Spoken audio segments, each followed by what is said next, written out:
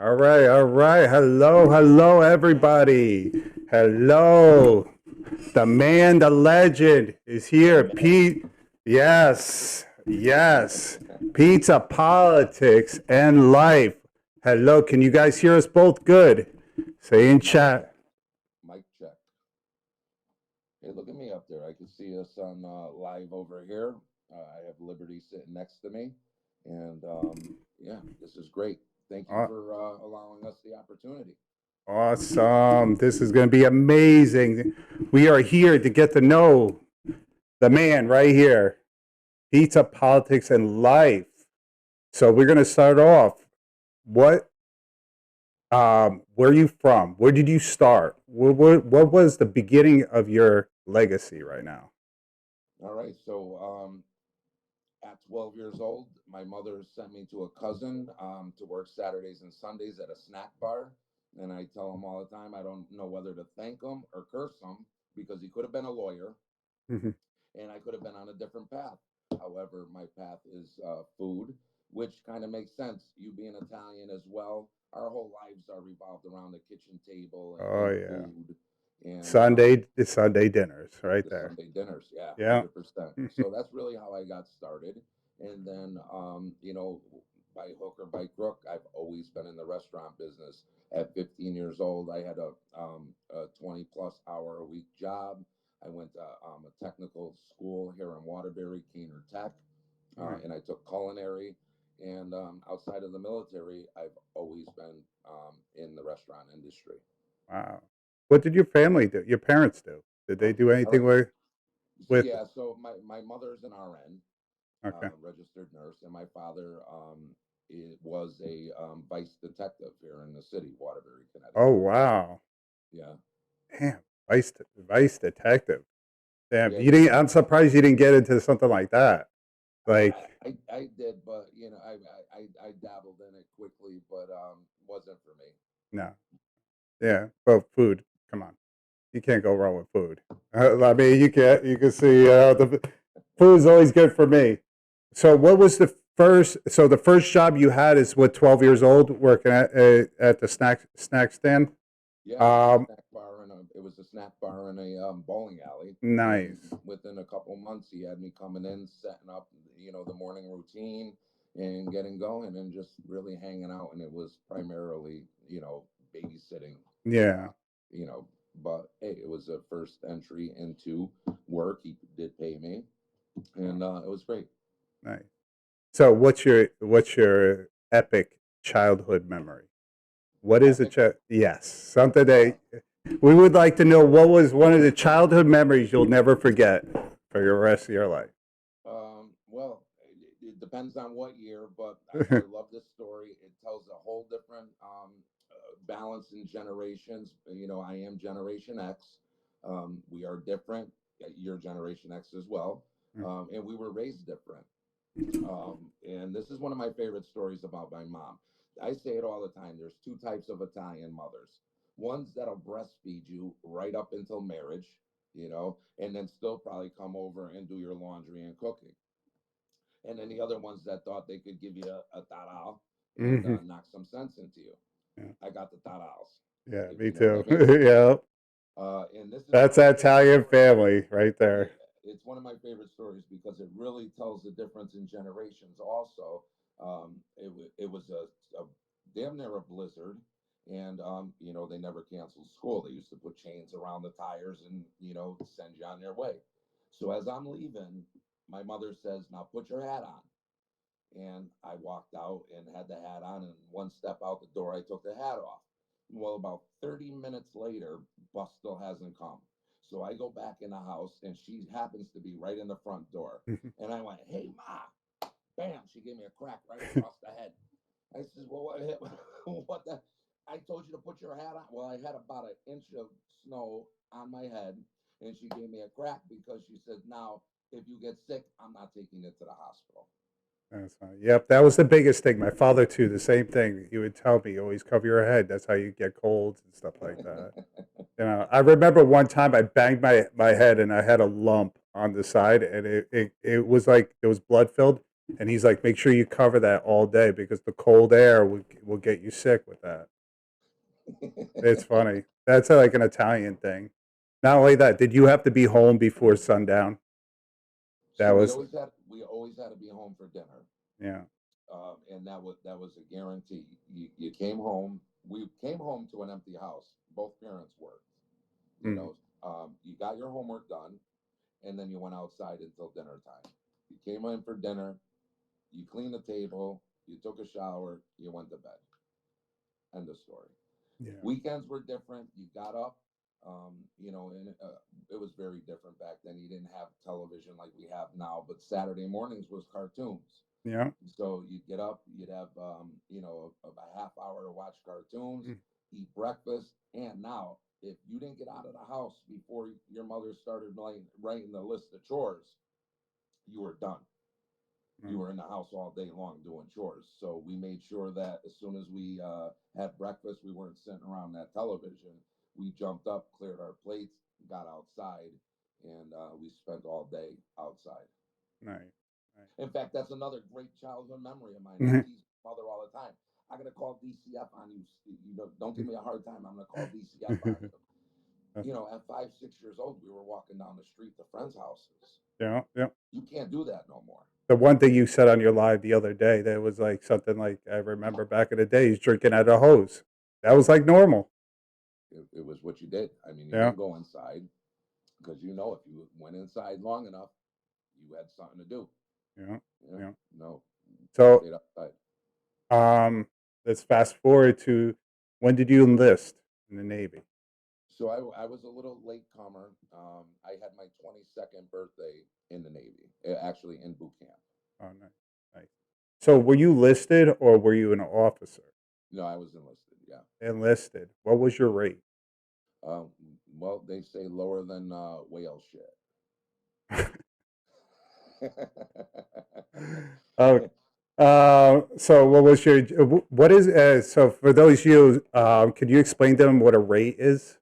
Sure. So your rate is your job essentially, and your rank is one thing. And enlisted it goes E1 to E9. There's one E10 in the entire Navy, and then there is your rank, which is your job. Mm, So anybody that's out there that took the ASVAB test, your score, um, as the higher your score goes, the more jobs in the military opens up to you, and that's your rank. yeah. My grandfather, in fact, I'm going to show you this, and it's right here at my desk, and this isn't planned or staged. This is that important to me, and I keep it right on my desk. This is a postcard from World War II. This is 1943. My grandfather was a Oh wow. CB, which was a construction or a combat engineer in the Navy, and they were letters from the Pacific where he was in the battles. He invaded Saipan and then Okinawa.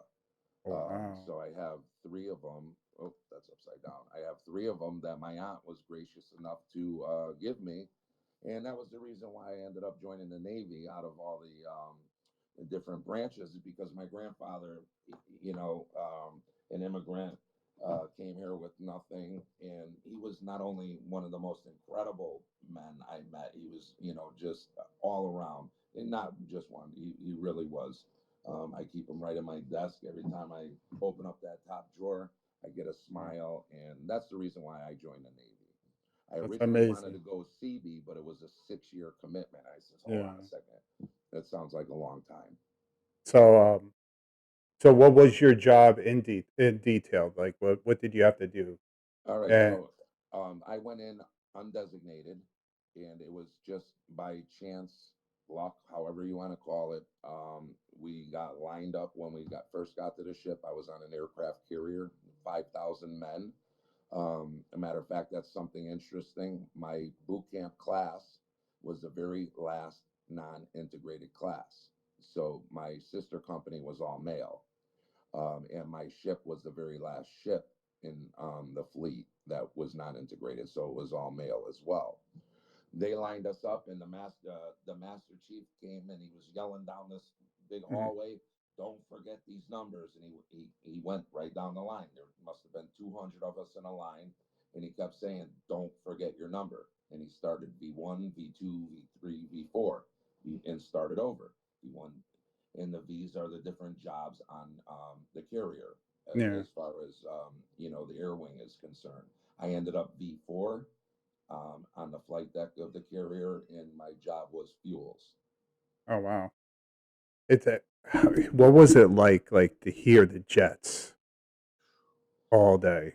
It was like somebody. The easiest way to explain it is like somebody reaches in, grabs your spine, and just gives you Vibrates. a shake. Yeah. I hear them flying by and you could hear the the the power that it has, Yeah. you know. So if you can only imagine being directly under them as Yeah. they're being launched off, it's absolutely incredible.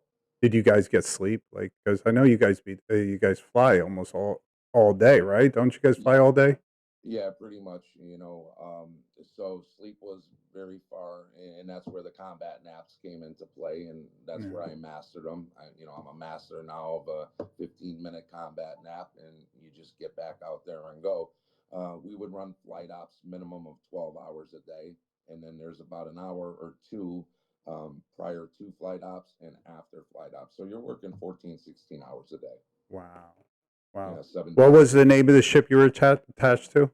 Independence, USS Independent. Independence, CB Independent. 62. Nice. What's your favorite port call? That the one that touched me the most was pulling into Pearl Harbor. Really?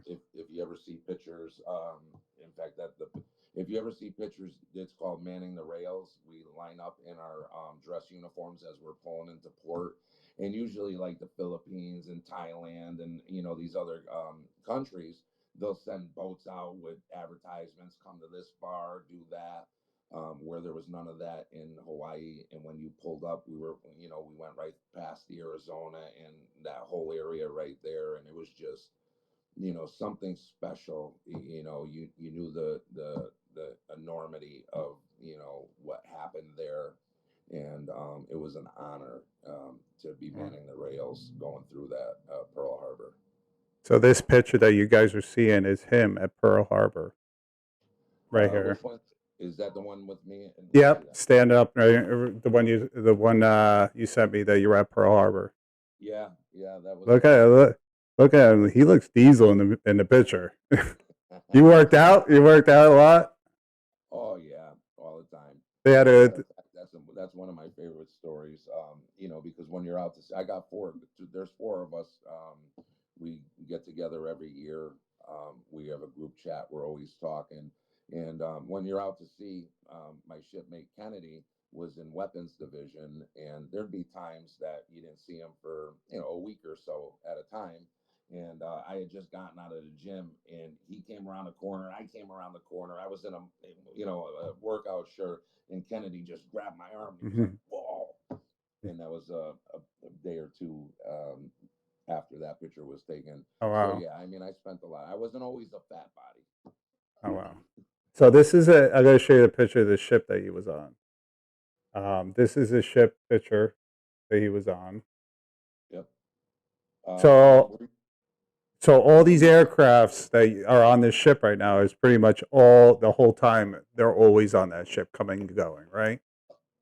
yes and no. So when you're pulling into your home port, prior to pulling into your home port, your air wing flies off.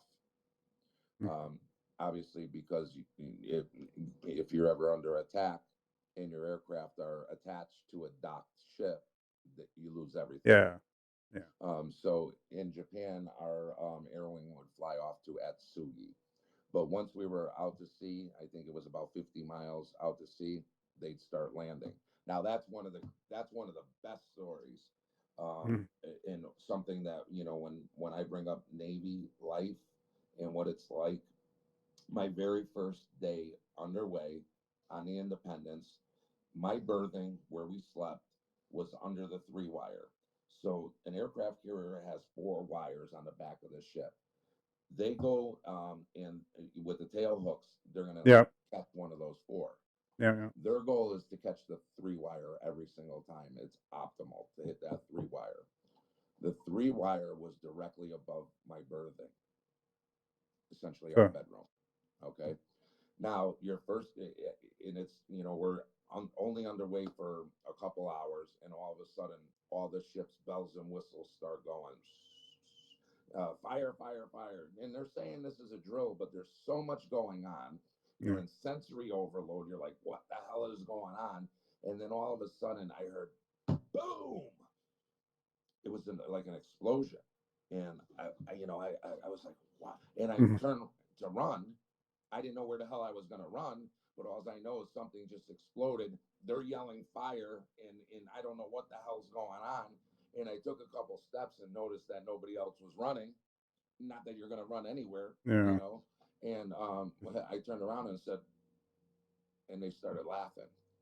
I said, "What the hell just exploded?" Nothing. Get used to it. That's an Oh, aircraft landing. Every single landing, you heard that explosion. Boom. You're wow. talking about an aircraft at 200 miles an hour, Yeah, it has to stop. and that tail hook punches the deck. That's your ceiling. Wow. Wild. That's supposed to be, yeah, it must be wild to try to even sleep in when you if you do the night shift and you got to sleep during the day, if they're running during the day, Yeah. I don't know how. But I seen a video a long time ago where if they do miss that third line, they have to take off like right away, Right. something like that. You ever So seen when they, that? oh yeah, oh yeah. So when they land, and the wires actually pulling them to a dead stop, they go into full afterburners. Yeah, Because if that if the wire breaks, they have to have enough thrust to get back off that deck and into the air. yeah. And you're talking only a span of a couple hundred feet. Oh, so every time they land, they're prepared just in case it doesn't work. So they have to have it ready, the whole ship ready to take off. It's Right. not like they trust that thing. It's basically they don't trust it. They don't trust Wow. it, and until it is at a complete dead stop, they go into full afterburners. So you can only imagine the sound that's going to make, Yeah. because the It's wires are, fighting too. It's fighting against the wire. yeah, it was a That's lot of fun. crazy. A lot of fun. Wow. And you're literally, feet away from this happening. Whether it's the launch, the recovery, we fueled, helicopters were hot, they're running, so you're running under the props that are moving. It was, a constant danger. Wow. What is your favorite port that you ever docked at? Each country was amazing, and I was blessed. We were in 12 different countries, Wow. some as many as three, and as many as five times. Wow. And each one was very special. Again, along the lines of history, I love history. I spent 16 nights and 17 days on the island of Iwo Jima. Me and one of my shipmates, Fleming, Wow. who's another one of the four that get together every year. It was just absolutely amazing. Iwo Jima, for those who you don't know, it's where the flag was raised, and that famous, flag Yeah. raised. And so what happened was the Japanese didn't want night flights anymore in Atsugi. The noise was getting crazy, so they put a stop to it for a while. Well, our pilots have to be carrier qualified, and they have to make a certain amount of landings in this zone. Yeah. So they flew us to Iwo Jima, and at the time there was very few Americans that had hit that island since the end of the battle, and being one of, if not the worst battle of all of the Asian, Wow. Pacific. And it was like literally as if the battle just ended. So we would do night shift because that's what we were there for, so they could do their night qualifications, which was a blessing because then we had 16 days to really go through that island, Wow. and we went as far as putting our heels in the water and doing the march up, all the way to the top of Mount Suribachi, where that flag was raised, and it was just absolutely amazing. So as far as history is concerned, between Pearl Harbor and then Iwo Jima was amazing.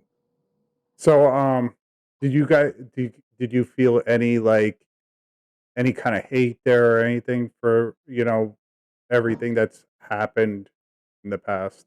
So our home port was Yokosuka, Japan. And it's one thing that I have to say, the culture is amazing. When the Japanese surrendered, and they are very, very honorable people. It's Yeah. all about honor with them. And from the time that they literally surrendered on our base, their admiral surrendered to our admiral on our base. From there out, they were taught you cannot hate Americans.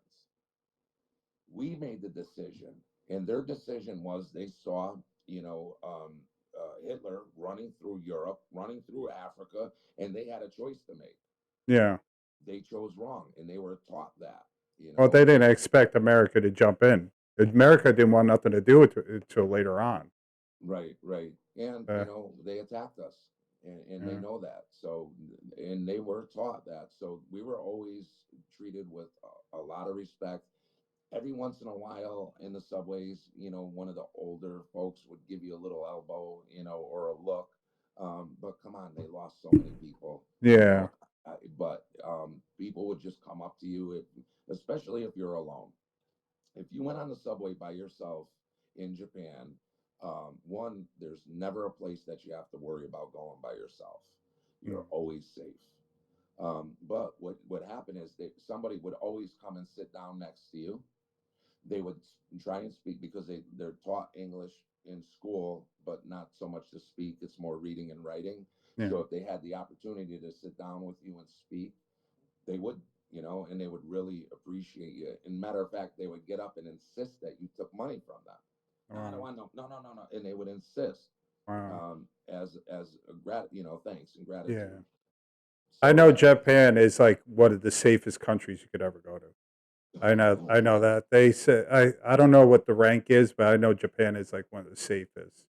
And the it, honor stuff, you imagine through centuries of the honor stuff, if it if they were honorable, they would kill themselves because with the sword and everything like Yeah, that. we actually, I was talking to the girls, Liberty's here with me, and Talia. We went to the Yankee game last night, and that conversation was brought up, and they really didn't understand it. And I try to explain it that their honor is so important to them that if they would take death over dishonor, Yeah. and that still to this day is transparent in their society. Yeah. It's very respectful. There was certain times, especially when we're first there. Hey, we're Americans. We don't know their culture. We'd be on the subways at certain times, and hey, we just got off of work. We're gonna have a couple of days off. We're going out in town. Hmm. We're hooting and hollering, and somebody would come over real respectfully and just say, "It's quiet time." And Wow. certain times on their train ride, it's quiet time. There's they don't want The especially craziness. any craziness or even any real talking. It was all about respect and just a Yeah. peace and culture. Yeah. What was I gonna say? Did you ever go to Sicily? Isn't there a port in Sicily? There is now. It's funny when when you're in boot camp, they give you a dream sheet, and I had done my research and I picked. There's two bases in Naples and one in Oh, Sigonella, Sicily. there's one in Naples too. I got a buddy of mine that went to the Naples one. Yeah, so I So thought I'd be slick. I say I did my research, so I put Naples, Sigonella, Naples. Now half my family's from Naples, or a quarter of them, and I figured, I'm guaranteed. And when I opened up my orders, I raised my hand and I said, to my company commander, I said, I never heard of this place in Italy. mhm. He grabbed my orders. He goes, Yokosuka, that's Japan. I said, Japan. I says, I put three bases in Italy. That's the other side of the world. I said, there's a problem. He goes, there's no problem. That's funny. Enjoy Yeah, Japan. yeah. You know what? It's still experience. So, Yes. do you have uncertified certificates like Shellback? Yeah, yeah. So I am a trustee Shellback. We did cross the equator in international dateline, so that was cool. That is a huge ceremony. Now, again, it's like everything else. You talk to somebody that went through in the 40s, the guys that went through in the 50s. You didn't have nothing like us in Mm, 60s and 70s and 80s. In fact, I'm not really sure that they even allow the ceremony anymore. um, really?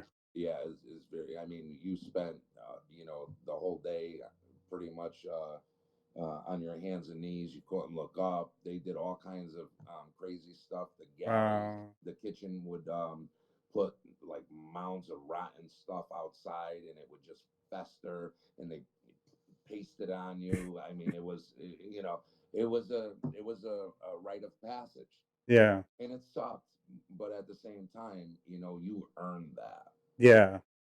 There's another one that's like the shellback. That's like it's like black something or something like that. It's called. Well, there's golden shellback. Yeah, golden. Yeah, and the black. Is there a black one? They say. Yeah, so and that all goes towards where on the equator you passed. Yeah. So 00, and I can't remember them all myself.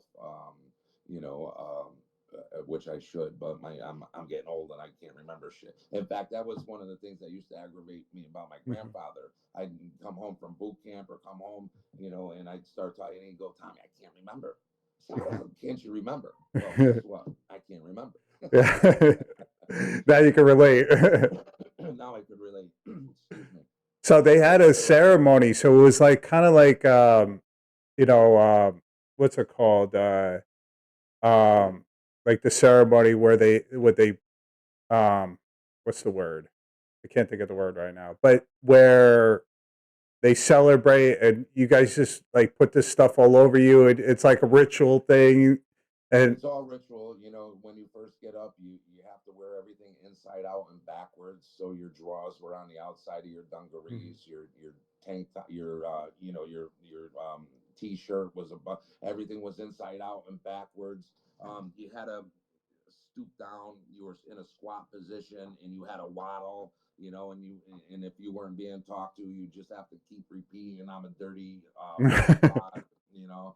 I'm a dirty pollywog, and as you're going through these stations, and each station has something to do with the tradition. We're talking about hundreds of years of tradition, crossing the equator, and King Neptune, and all this stuff, to the very final part. They put out this big like kiddie pool that's all muck and rotten nastiness from the galley for a week. People are puking in it, and you have to dive into it, crawl underneath it. They had this line, crawl out of it, and then you had to eat a cherry out of King Neptune's belly button. They don't do it no more, from what I understand. It's well, at least you didn't have to do the barrel thing. yeah, You know what I'm talking about? The joke, the barrel joke. no, Oh no no. I can't say it on my. But one of these days I'll tell you. we'll have that conversation later. Yeah. And I know Uh. a couple of the shipmates are watching, and they're probably hooting and hollering. Yeah. I got lucky because the aircraft carrier is so big, they couldn't do. There was 5,000 men on my ship. They couldn't do all five, whoever amount was, polywogs to shellbacks. Yeah. So it's the shellbacks that are bringing you through the ceremony. So the second day, I'm a shellback. And it doesn't matter if I'm a shellback for 24 hours or 24 years. I'm a shellback. You're a Yeah. dirty pollywog. And How'd the bunking situation work? Was the bunking like, at least you had some kind of room or something like how many in each bunk room? so my division had 105 guys in this berthing, and they were lots of six. You had 6 feet by 3 feet, and you had they're called coffin racks. So you have a bottom, a middle, and a top rack Oh, on they're each side. high. So there's a 6 feet by 3 feet wide. You had two lockers in there, and six guys living in that space. Did anybody ever fall off Fall off what? the bunk bed on top? Hey, yeah, you got I picked. mean, the boat does move a little bit, but sometimes you guys go through rough waters, you know. Well, people say, well, it's an aircraft carrier. Well, you know what? Take a look at the size of the ocean. Yeah. you know, I mean, and it depends what storm it is. I mean, I've been on a cruise, and even the cruises, if the water's really rough, that cruise moves. of course it moves. Yeah. Yeah, look at the size of the ocean. So yeah, I mean the small boys, the tin cans are like corks, you know. I mean they're they actually strap in. The biggest seas that we were in, um, being on well at a point, then they secure the flight deck. Um, there was a 15-second dip, Oh about a wow. second pause, and then you would go up 15 seconds. You Imagine know, the so guy on the front of the ship. How you had to feel. oh man, you know. So, but now the small boys, when they're in seas like that, now we were in a typhoon off the coast of the Philippines, where I forget the name of the ship, but it was a helo carrier, a helicopter carrier. Um, it was rocking and rolling so bad that the chains that were holding these helicopters in place were snapping, and now these Oh helicopters are, my. banging around their hangar bay and squishing people. And we medevac these, people onto our ship for hours and hours, just, carrying them into Yeah. medical again. Because we were, I mean, we are a floating city. So we had this, everything from dentist to surgery to whatever you needed. Yeah. And, it got serious, Wow. very serious. How many years you said you did? You did in the Did service? 3 years, Yokosuka, Japan. Yeah. Okay, 3 years. Now, to give you an idea, I'm sure most people won't know, but the ship that when my ship decommissioned, the next ship in was the Midway. It was the Kitty Hawk. The Kitty Hawk at one time did a 43-degree roll. Now, this is an aircraft carrier. 43 Wow. degrees is significant. I think it's 48 degrees is where the The bridge tipping, falls. the tipping point. Yeah, well, the bridge falls off, that way it rights itself, because other than that, it would do it would go upside down. Yeah. 43-degree roll is just absolutely tremendous. Them ships are set up so they would never sink, right? They set up Even the ship. if it tips, you would think so, right? Well, I mean, you go through it, and yeah, but there's plenty of carriers at the bottom of the ocean. Trust me, Yeah. they're No, hitting I it. mean like with the oceans, if it does tip over, they don't, they wouldn't sink if they tipped over. They would automatically tip back straight up. No, they wouldn't, and that's why they have the so the bridge is, if you look at an aircraft carrier, it's where, well, it's the bridge, and you have different sections all the way up on that bridge, and it releases itself. It'll physically break off the ship after a certain degree of roll in order for it not to flip over. Because once it's over, it's not like a cutter. The Coast Guard, they could flip over and it will right itself on some of Yeah. the ships. An aircraft carrier, you're upside down No, and that's finished. it. Oh Yeah, wow. yeah. Um. All right. So, is there anything else you want to put in? Tell us about maybe like a funny story or something like in Japan since you've been 3 years in Japan. I mean, there's got to be some good like create. I know I saw the one with the yakuza, but do you have anything like funny or like exciting that you had over there that was like amazing that Yeah, you'll never forget? well, the entire country is amazing, and as much as we partied, we did get out and go to the different cities and really saw, not only the nightclub aspect of it, but we did see a lot of beautiful places like the Great Buddha, the water gardens, and things like that. It was a lot of fun. I mean, the guys that stayed in, they all say the same thing. I have a shipmate, Rivera Class, who retired a couple of years ago as a chief petty officer. Tommy Cree. There's a bunch of them that stayed in, and they all say the same thing. There was no other carrier like the Independence. One, we were the only one. Our home port was stationed outside of America. You couldn't assimilate. You didn't go off base and just kind of blend in. So the brotherhood and the camaraderie was just above and beyond. And you know, these guys that stayed in, well, even if it wasn't their first carrier, their second or they all say the same thing. The independence was something special. You know, and there was a brotherhood, and I talk to a lot of them. Social media helps, but you know, we do really keep in touch.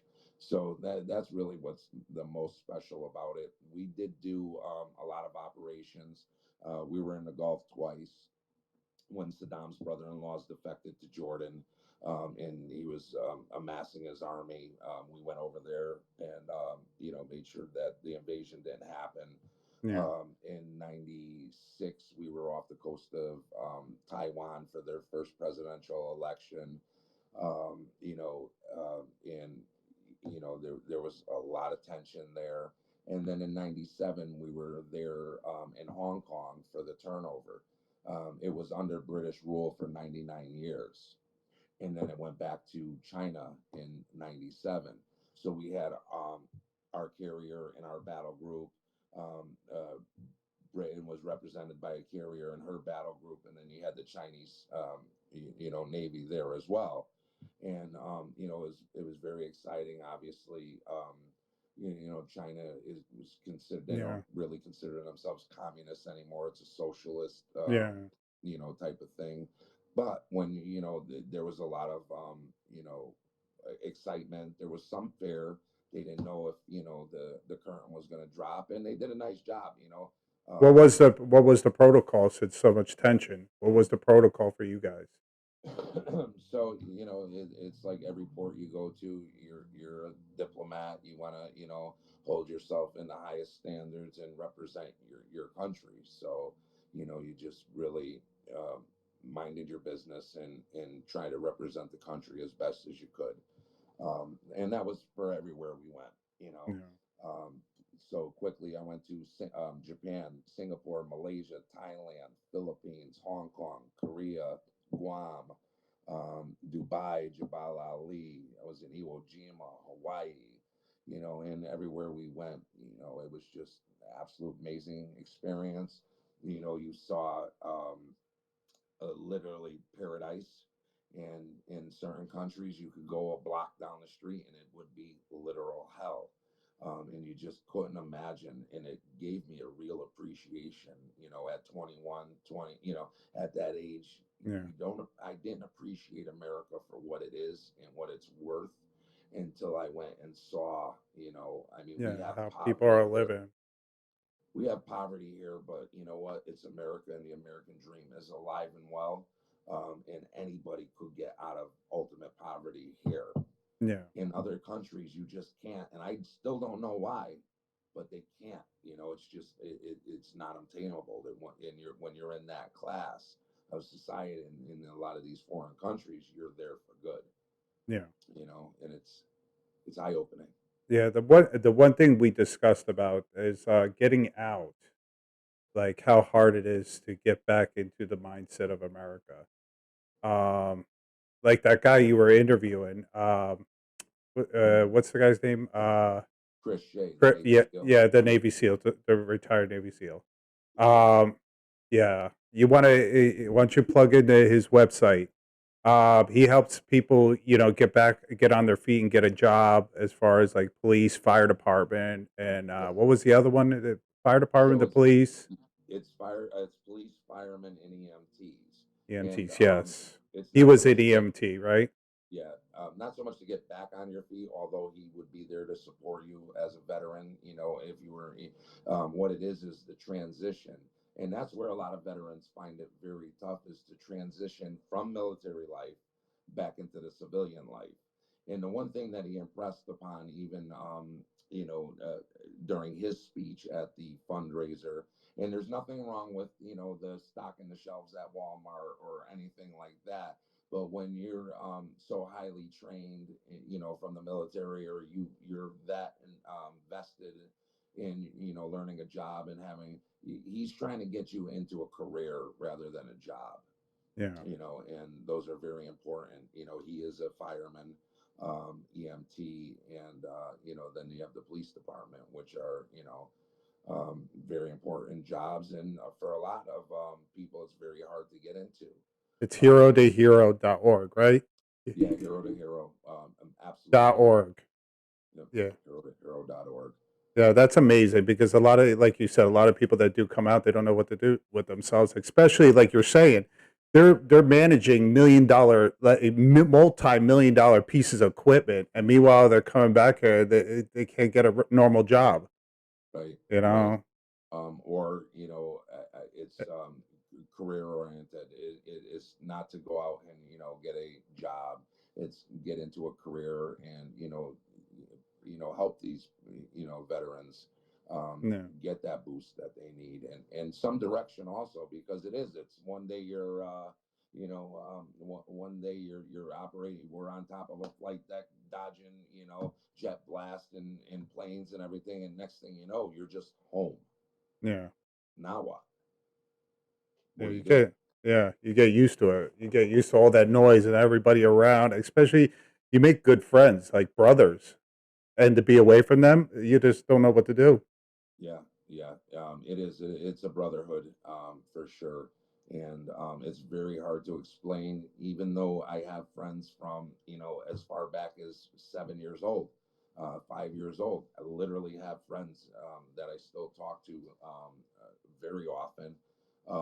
The camaraderie that you have and the brotherhood that you have with your shipmates and other military, soldiers and Marines, and you just it's different. It's a It's trust. It's a trust that I don't think you can get that bond of trust, right. especially being here. Sorry to say, but in America, the way things are, there's none of that bond trust like you have in the army or the navy and everything like that. You trust them with your life. 100%. You have to. You have to. Especially when you're in the middle of the ocean. Hey, all of a sudden, God forbid something goes down. We don't have the ability to retreat. Yeah, You retreat, you're jumping off that ship, and the last thing you want to do is be in the middle of that ocean without anything to bring you back. So mm, you have to, really, um, get in on it. And then, and I could talk about it forever, yeah, certain scenarios. We were doing a joint operation with Australia, Japan, Thailand, and Canada, and we split. So we had our battle group, and we had Australia and Thailand, and then we had the Nimitz and her battle group with Australia and Japan. And we were doing an exercise where one of our aircrafts were they were called drones then. Now people think a drone that they're flying. Well, the drones, what they were was they would release a missile tied to the back of the aircraft. Well, this Japanese destroyer locked onto the aircraft and not the drone, the fake yeah, missile, and yeah. shot our airplane right out of the sky. Oh, So and it's constant. You're there, and shit's always hitting the fan. Mr. Murphy's always on board, waiting to throw a curveball at you at any time, and all of a sudden you go from and we train live, no matter what, is the same scenario. But when you go from training mode to what, we got to recover this aircraft, we got to recover the two pilots, we got to get them on board, and then really find out what the hell happened. yeah. So there was plenty of stories like that also. You know. Wow. So, um, what I was gonna say is, being out in the real world after so many years, did you ever think about going back? Right after 9/11, I ran right down to the recruiter's office, but at that time I had two children, and they were like, "Yeah, no." You know, it was more out of love for the country, and hey, maybe I could help out. Yeah, As untechnical as my job really was, I didn't have any outside of sure, it's a dangerous job, and you're dealing, you're on the flight deck of the carrier and all that. It's not a very hard job to train anybody to do, so it wasn't so oh yeah, we could absolutely use you to get up there and get your boots on. mm, But that was after 9/11, man. I itched to go back. I really did. Yeah. It was difficult for you to get out and start here, was it? You know, at the end of my contract, I was done. You know, Yeah. I really was. I really enjoyed the time. You know, was very happy that it was an honorable contract, and I got out. But at the time, I was ready to get out. And it's a lot, man. When you're under the thumb 7 days a week, 365 days a year. When I went to Japan, I was in a hole for a leave time because I went from boot camp to school, and then they sent me home for 30 days. Well, I had only accumulated something like 12 days. Yeah. So, or no, so it was 30 days. I had accumulated 9 days of leave time, and they sent me home for 30. When I went to Japan, I knew I couldn't come home for 2 years because I had to pay back the 21 days I was in the rear because they sent me home, and then I had to accumulate enough time to make it worth, because even then Yeah. it would cost me $1,600 round trip to fly home. So it was literally 2 years, and then I had that one more year once I get. So it was I was happy, and sometimes in retrospect you say, boy, these guys that I serve with that retired, have that pension, have the health benefits. They're able to travel on hops anywhere around the world. But you know what? They earned it. They really put in the time, and not only the blood, sweat, the tears, Yeah. the time away from family. So, when it was time for me to get out, I was ready. However, I wasn't ready for the transition. I'm going to be honest with you. It was a tough What transition. What was your first job when you first came out? So believe it or not, my mother did open up a natural food store. She sold, all these natural remedies and stuff like that. But then also had a deli within that. And I say it all the time, and I with 100% conviction.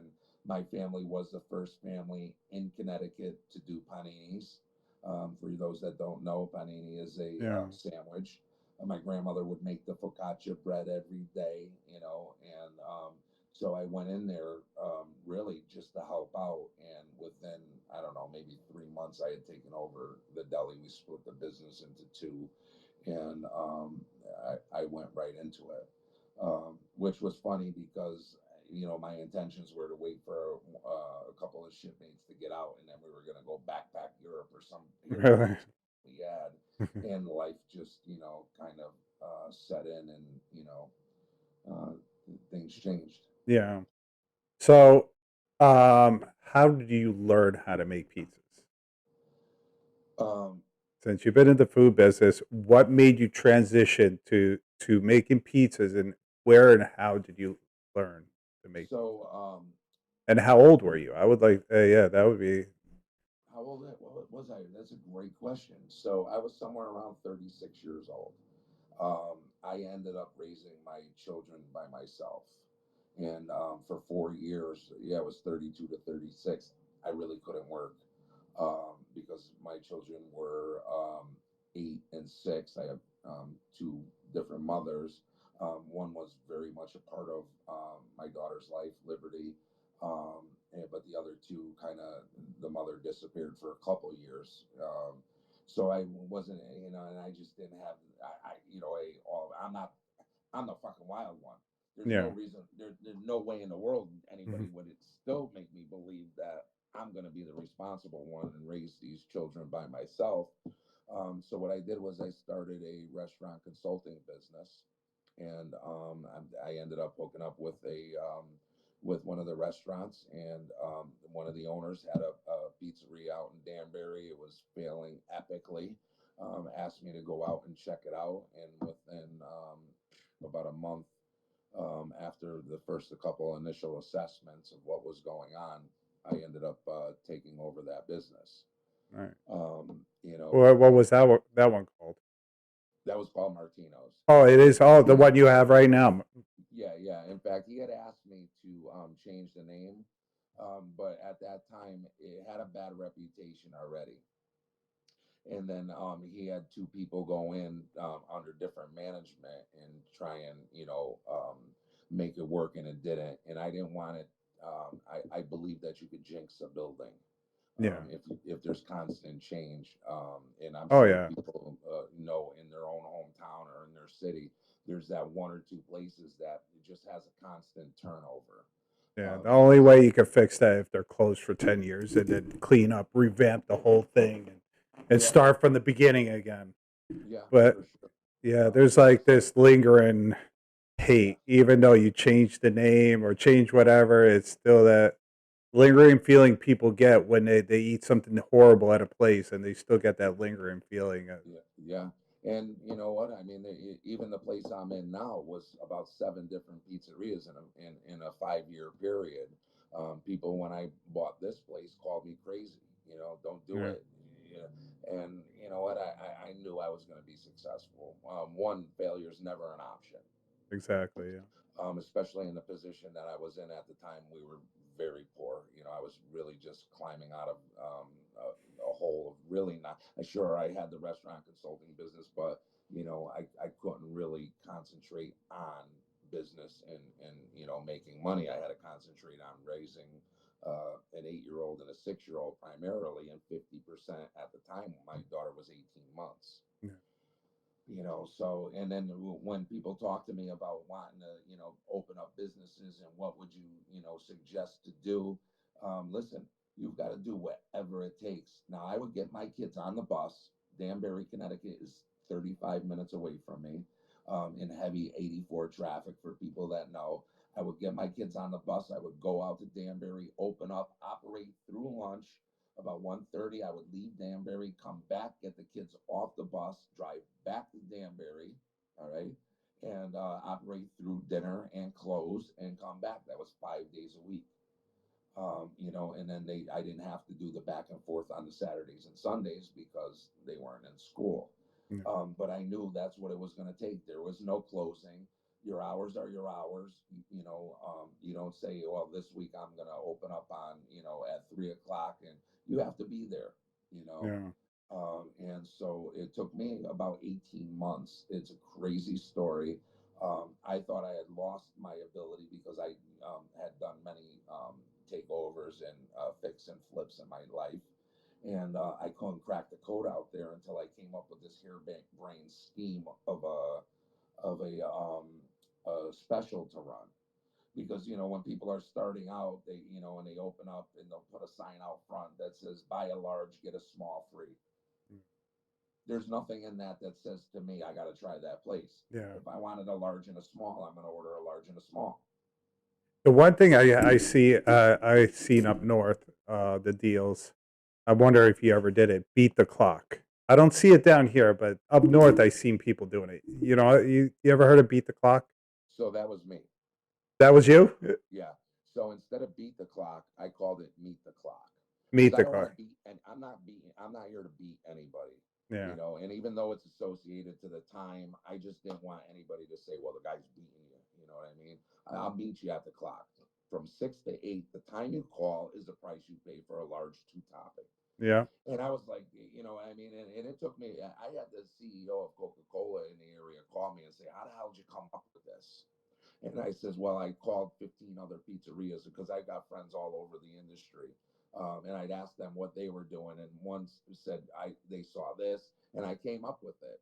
And, Imagine that was going over here at my side, New York and Middletown area, Orange County, and everything like that. yeah, People were doing it over there too. really, That's yeah, crazy that you started it, and it like people caught on to it up there. I don't see it down here in Florida. People doing it, but up there, yeah. used to see them. They don't do it anymore because you know how much Grande is now. So So that's a great success story, to be honest with you. One, because I did get the phone calls from big hitters saying, "How'd you come up with that?"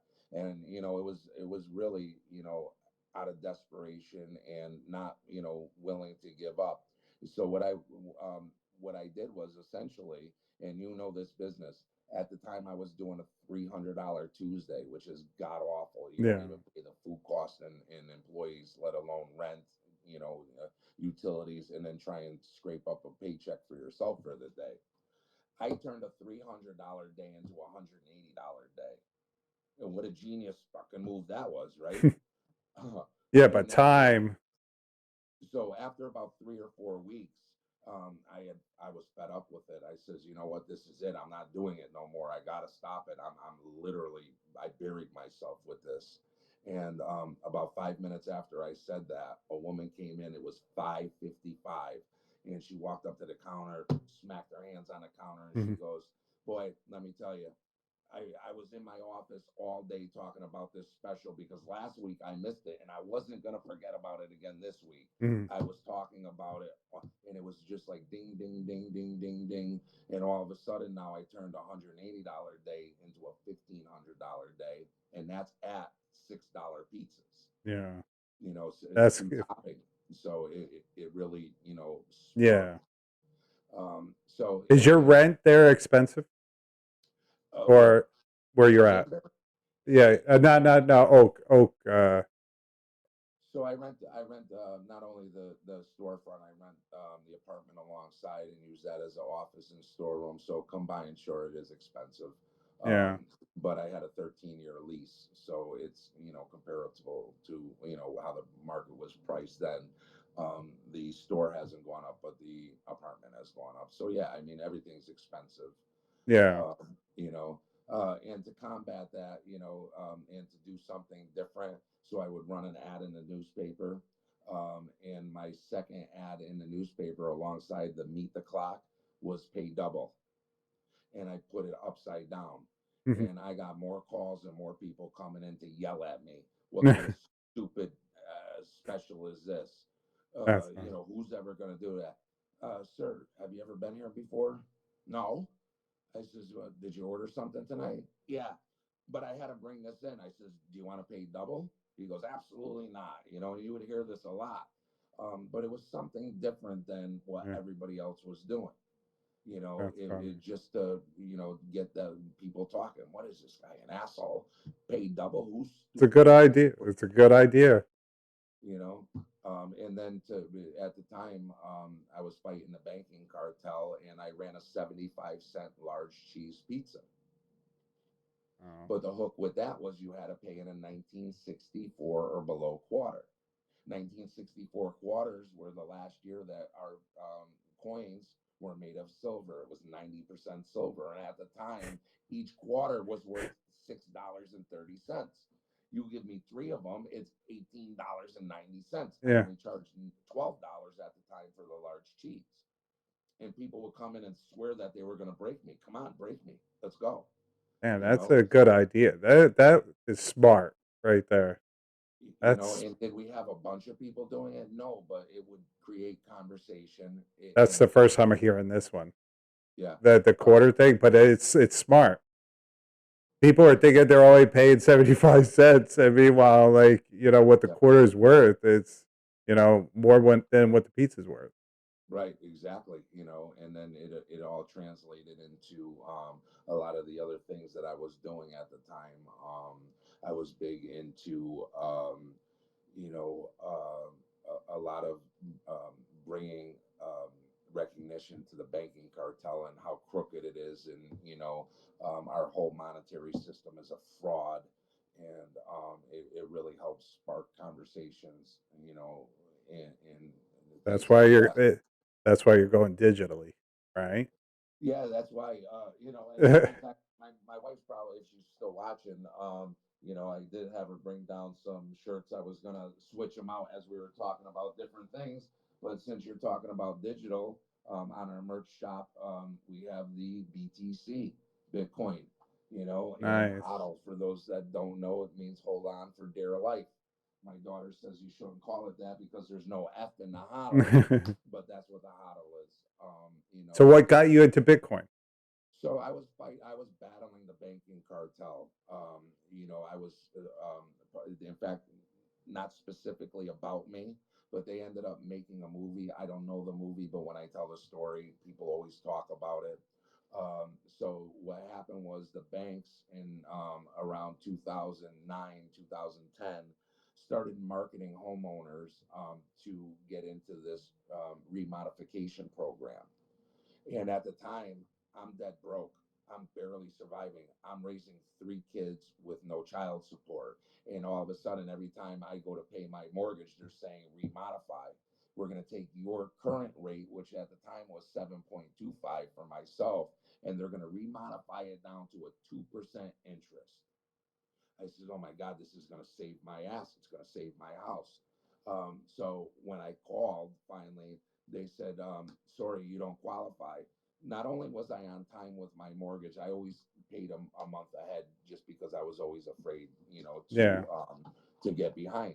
It was really the only thing I had left. So when I called, I was really in distress at the time, and the person that I talked to said, "You have to be 90 days late on your mortgage in order to qualify." So I said, "You're telling me that you're not going to remodify this loan until I'm late for 90 days?" Yes, exactly. So I said, "Hey, this is a godsend because now for the next 3 months, I'm going to take that mortgage, be able to feed my kids, and then remodify this home loan into, something that's way more affordable." Well, on day 91, I called and they said, "I'm sorry, the programs aren't open yet." And around day 95 or 96, they sent me foreclosure letters.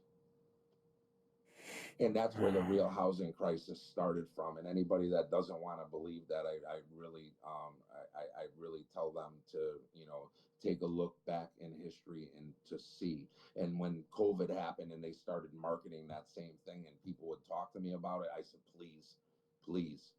I ended up battling the bank for 9 years. All right. I proved that they marketed myself into foreclosure. I proved that they had robo signers. They were hiring people for minimum wage, setting up these offices and having them, giving them titles of vice president because the only thing that wasn't electronic was the actual signature on the title. Yeah. So they would hire you and put you as a vice president for minimum wage just so you could sign the deeds to these to these houses. But Tom DeMatteis is too long, so they would even change your name. So and they weren't even signing real names, and I proved that. Now the Department of Justice went in and sued Bank of America. Bank of America settled for $25 billion for loans like myself. All right, that they proved that I proved. As a matter of fact, their lawyer stood up um, across the mediation table, reached out and says, "Congratulations, son, you hit the jackpot." He says, "I've done thousands of these and I've never seen this happen before." The Department of Justice stepped in and said, "Yes, indeed, you are one of the ones that they marketed into foreclosure, that they kept pushing off and saying these programs weren't available, so on and so on." And they gave me all the paperwork under the Department of Justice that settled $25 billion lawsuit, where they went ahead now and they're supposed to forgive all these these rearages. Yeah. The market had fallen to shit, so now your house is worth about a half of what it was worth. So they're gonna redo Yeah. your loan to the current price and then give you the 2%. And when he shook my hand, boy, I walked out of there and I'll never forget the feeling. I was like, but I did my due diligence. I proved it. I knew Yeah. exactly. And at the time, that's how I ended up finding Bitcoin. And Bitcoin was um, was produced and made with the idea of breaking the central banking cartel, All right. because all the banks, even our Federal Reserve System, is owned by it's a privately owned Yeah. banking. To make a long story short, the judge actually issued me an apology because the um, Justice Department left no oversight in this $25 billion distribution of funds, except for they had to hire an outside agency to make sure that these were distributed properly. However, they owned those oversight companies. When I filled out the paperwork for the remodification under the Department of Justice's lawsuit for the $25 billion, they ended up foreclosing on me anyway. Yeah, because they were trying to screw you over any way possible to well, take they to did. keep And that. what they did was because there was no oversight by the Department of Justice, my credit had been being tapped for all this time. And now my credit didn't reach a score high enough to qualify for this modification. Hmm, They actually offered me $15,000 to walk out. I told them to shove their 15,000 up their ass. As poor as I wasn't taking a dollar from them. yeah, And that's how I found, Bitcoin back then in 2010. and that was the very beginning. You started putting money in there.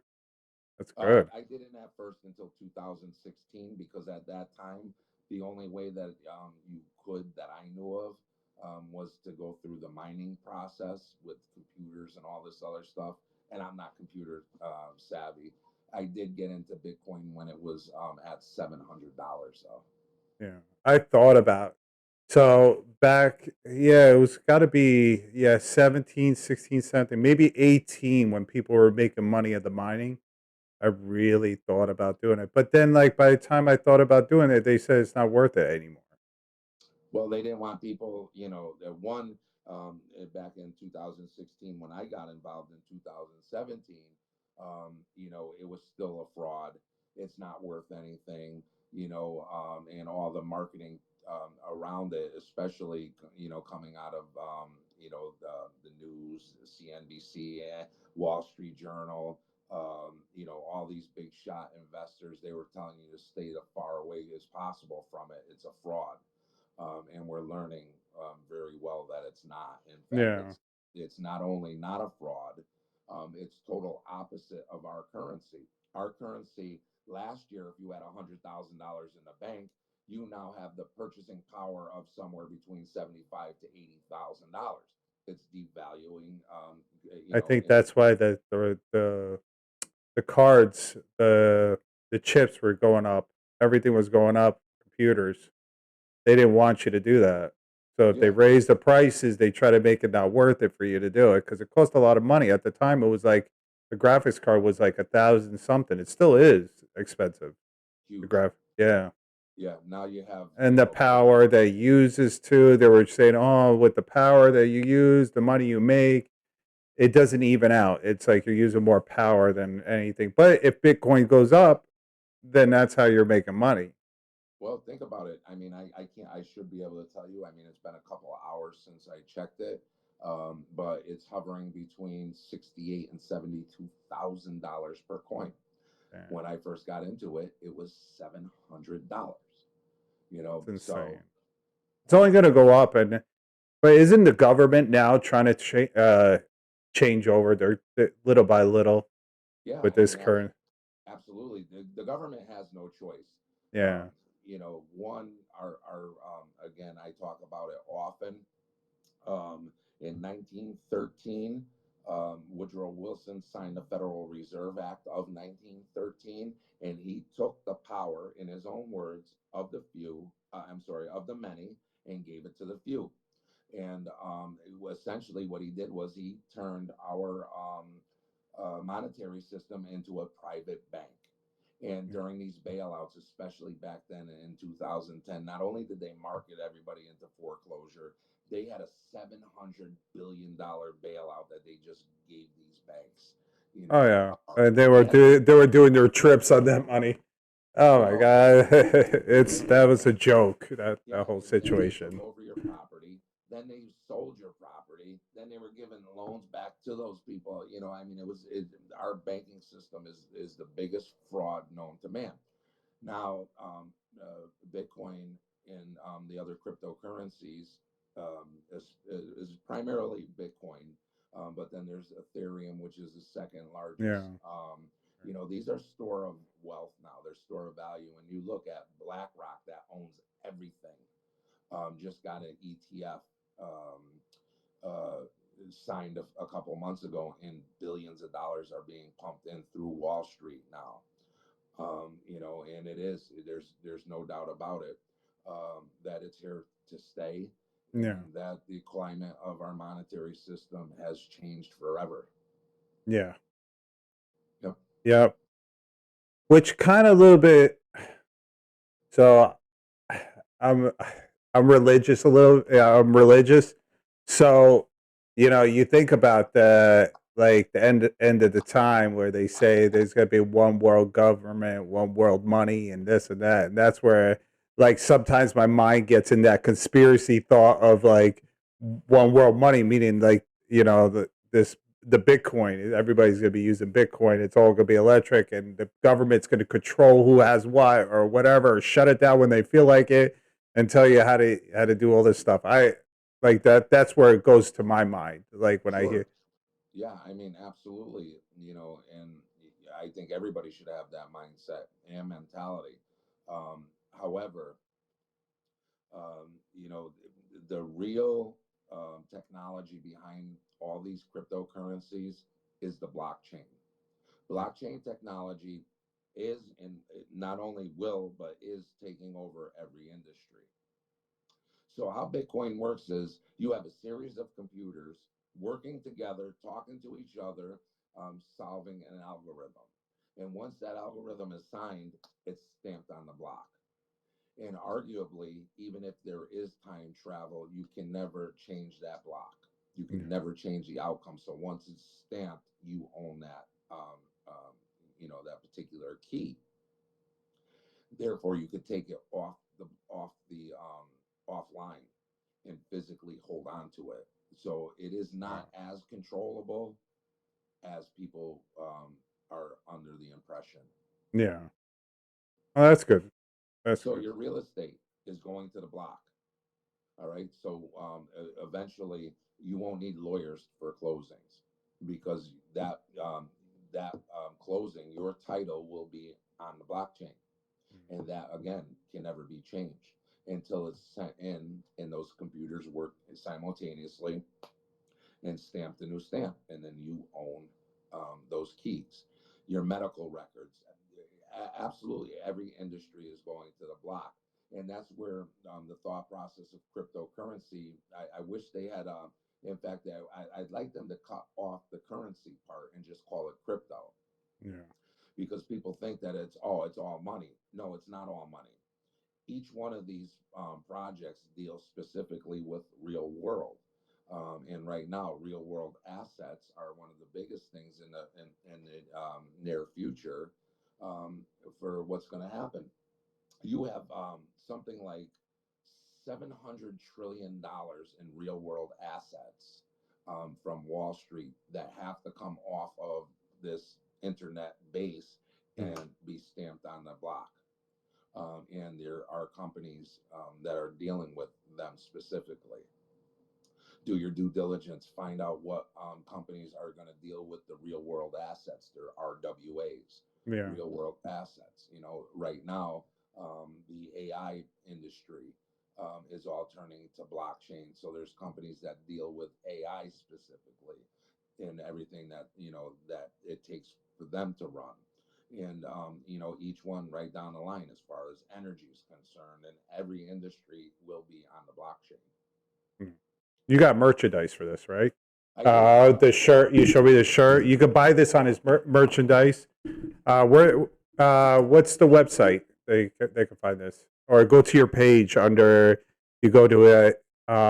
You have the link there, right, on your page. Yeah, so you have on TikTok in the profile, it is Pizza Politics and Life, and you'll see a link to the merch shop. Yeah, you got to go check it out. You had another shirt that you wanted to show me. The other one. Yeah, we have that. Another one of the big ones is, we talk pizza, politics, and life. How about this one? All right. Epstein didn't unalive himself, if you didn't read it quick enough. And that's something that I think everybody should really be talking about. I mean, our moral leaders, and the highest people in politics And and now Pete people in Diddy these stuff. things. Oh my God, the Pete Diddy stuff now. Yeah, like, hey, listen, and it's real. They're Um, saying it's worse than Epstein. The Pete Diddy. I think, you know what, I beg to differ a little bit. There are unalivings that happen around the P Diddy, thing, but there's plenty more, including Epstein himself. that you know damn well that he didn't do it in one of the most secure settings. Just so happened that the camera systems went out Yeah. and the guards fell asleep. I mean, come on, you Even know. as even the guy in the morgue said that like the way he was strangled, it was impossible for him to do himself. Yeah, you know, so this is stuff that I think that it's real important for you know us to go out there and talk about and say, hey, let's you know let's realize now. P Diddy, yep, there's serious stuff, and it's all Weinstein and you know all these other ones that they all the whole story has to be put together. And not that he's worse or they're worse or everything. It's really that whole story. And I Yeah. think it's all being glued together. The big one next is, and everybody, you know, some people really like to throw shade and hate when I say it. Oprah's big one, Yeah. you know. Oh my god, that whole thing with Maui made me laugh when they were asking for money to help. And meanwhile, she has her own place there, which didn't get touched. But it's the point. You know, you're asking money from the people that don't have it. Meanwhile, you're the what, top 10 most richest person in the world? Yeah, you know, but Maui is, you know, a little sprinkle of, hey, you know, that's what the greed is, you know, because they know, you know, that that money is being funneled to purchase the land rather than Mhm. help the people rebuild, you know, Oh yeah, they got an agenda for that place. yeah, the real story with Oprah, you're going to find out is her school in Africa. There was a lot of young girls that went missing, Oh that were yeah. trafficked out of that school. So pay attention to that. You heard that first. Pizza Politics in Life. You know, and if you look at all of her, you know, friends, it's you know, and she ushered all these, you know, people. Jamie Foxx is coming out to Weinstein, and you know, to P Diddy, and all these other ones. They're 50 all Cent too. 50 cents now. well, 50 Cent was the one that's really started breaking this story. Yeah. Actually opposite. He's one of them on the outside, like Cat Williams. He's the one pointing the finger from the outside, saying, "Look at these fucking scumbags. Yeah. You know, look what they're doing. It's a rape culture. You know, they're trafficking children. I mean, P Diddy, you're talking about Usher at a young age, Yeah. Justin Bieber at a young age, Aaliyah, you know, and all these other things. The names are endless. You know, I'm interested what them tapes in his house what they're gonna come up with because they said they have a lot of incriminating stuff on the tapes. yeah, you know, hey, listen, Epstein supposedly that was his whole gig too, but where are those tapes? Yeah. You know, the Justice Department is, you know, as shady as it comes. You know, all these other alphabet agencies are shadier than they come, and you just got to say to yourself, hey, what's really going on? You know, and if you look, they are all intertwined. Yeah. You know, they're all in that club. Oh yeah. Oh yeah. They say this is the year where everything comes out. This is the year. It's going to be interesting. You know, Yeah. I take a lot of slack from this. You know, I want to love Trump. You know, you could say 100. I could personally say a lot of good things about what he did, especially in the, you know, in the Asian theater. Most people don't know what he did with North and South Korea. I was in, you know, every time the father of Jim, anything happened, we were always first there, you Yeah. know, and so I've got a lot of history and knowledge of that region, and he did real serious things to create peace not only in that region but also globally. I mean, he's did a lot of stuff in New York City alone. I mean, Yeah, it's just alone in New York City, he's done a lot of stuff. The problem I think with him is the only problem I have is that you can't expect somebody that's never been in politics like this to talk like a politician. So you're gonna get that the truth out, like the way like you relate with him because he talks kind of like how we do. You right. know what I mean? Like how my father used to talk to me. Like he just straight to the point, and that's it. He tells you how it is, and that's it. And a lot of people don't like that straightforward telling you how it is. I'm going to tell you what people don't like about what I say. What's that? Straightforward. I want to believe them. I know the good things that he's done, and I could list them all. But I have a couple questions that people get really upset when I ask, and I don't give a shit. I need to ask these questions, and until I can get answers to these questions, I can't, in good faith, walk into a voting booth and vote for him. As shitty as it sounds, because we don't have a two-party system. We have a one-party system that masquerades as a two-party system. They come out, they talk about social issues and get us arguing amongst each other, Yeah. and then all of a sudden, once they're elected, it's business as usual. Yeah. And that goes across the board. Now, a couple things that I'm absolutely majorly concerned about is, first off, if he was going to drain the swamp, he put in all the major swamp creatures into the highest cabinets, and he really did. Bolton and a number of other ones. The FDA and cronies that made millions of dollars and then months later went back to huge bonuses from their companies. That's frightening to me. You can't drain the swamp when you're employing the swamp. Yeah. Second, And that thing is, he's like promising that again. of course he is. Yeah. Second, and everybody better really pay attention to this. We, for the first time in the history of our nation, were put in jail across the country. When he locked down, it was only supposed to be for 2 weeks, and it turned into 2 years. That was jailing Americans without any due process, totally going against the Constitution. Yeah. All right. Now the argument is, well, what was he supposed to do? I don't give a shit what he was supposed to do.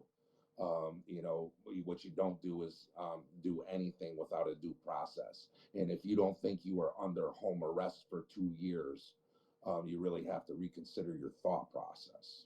Yeah. Another one, he is a champion of the Second Amendment, and he signed 2 articles of gun legislation.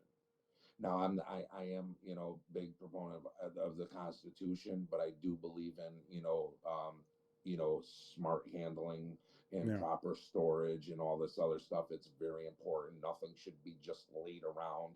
I think but everybody that's going to be carried needs to take a class and understanding their gun, understanding what dangers is a gun, because I don't think people realize how dangerous a gun can be.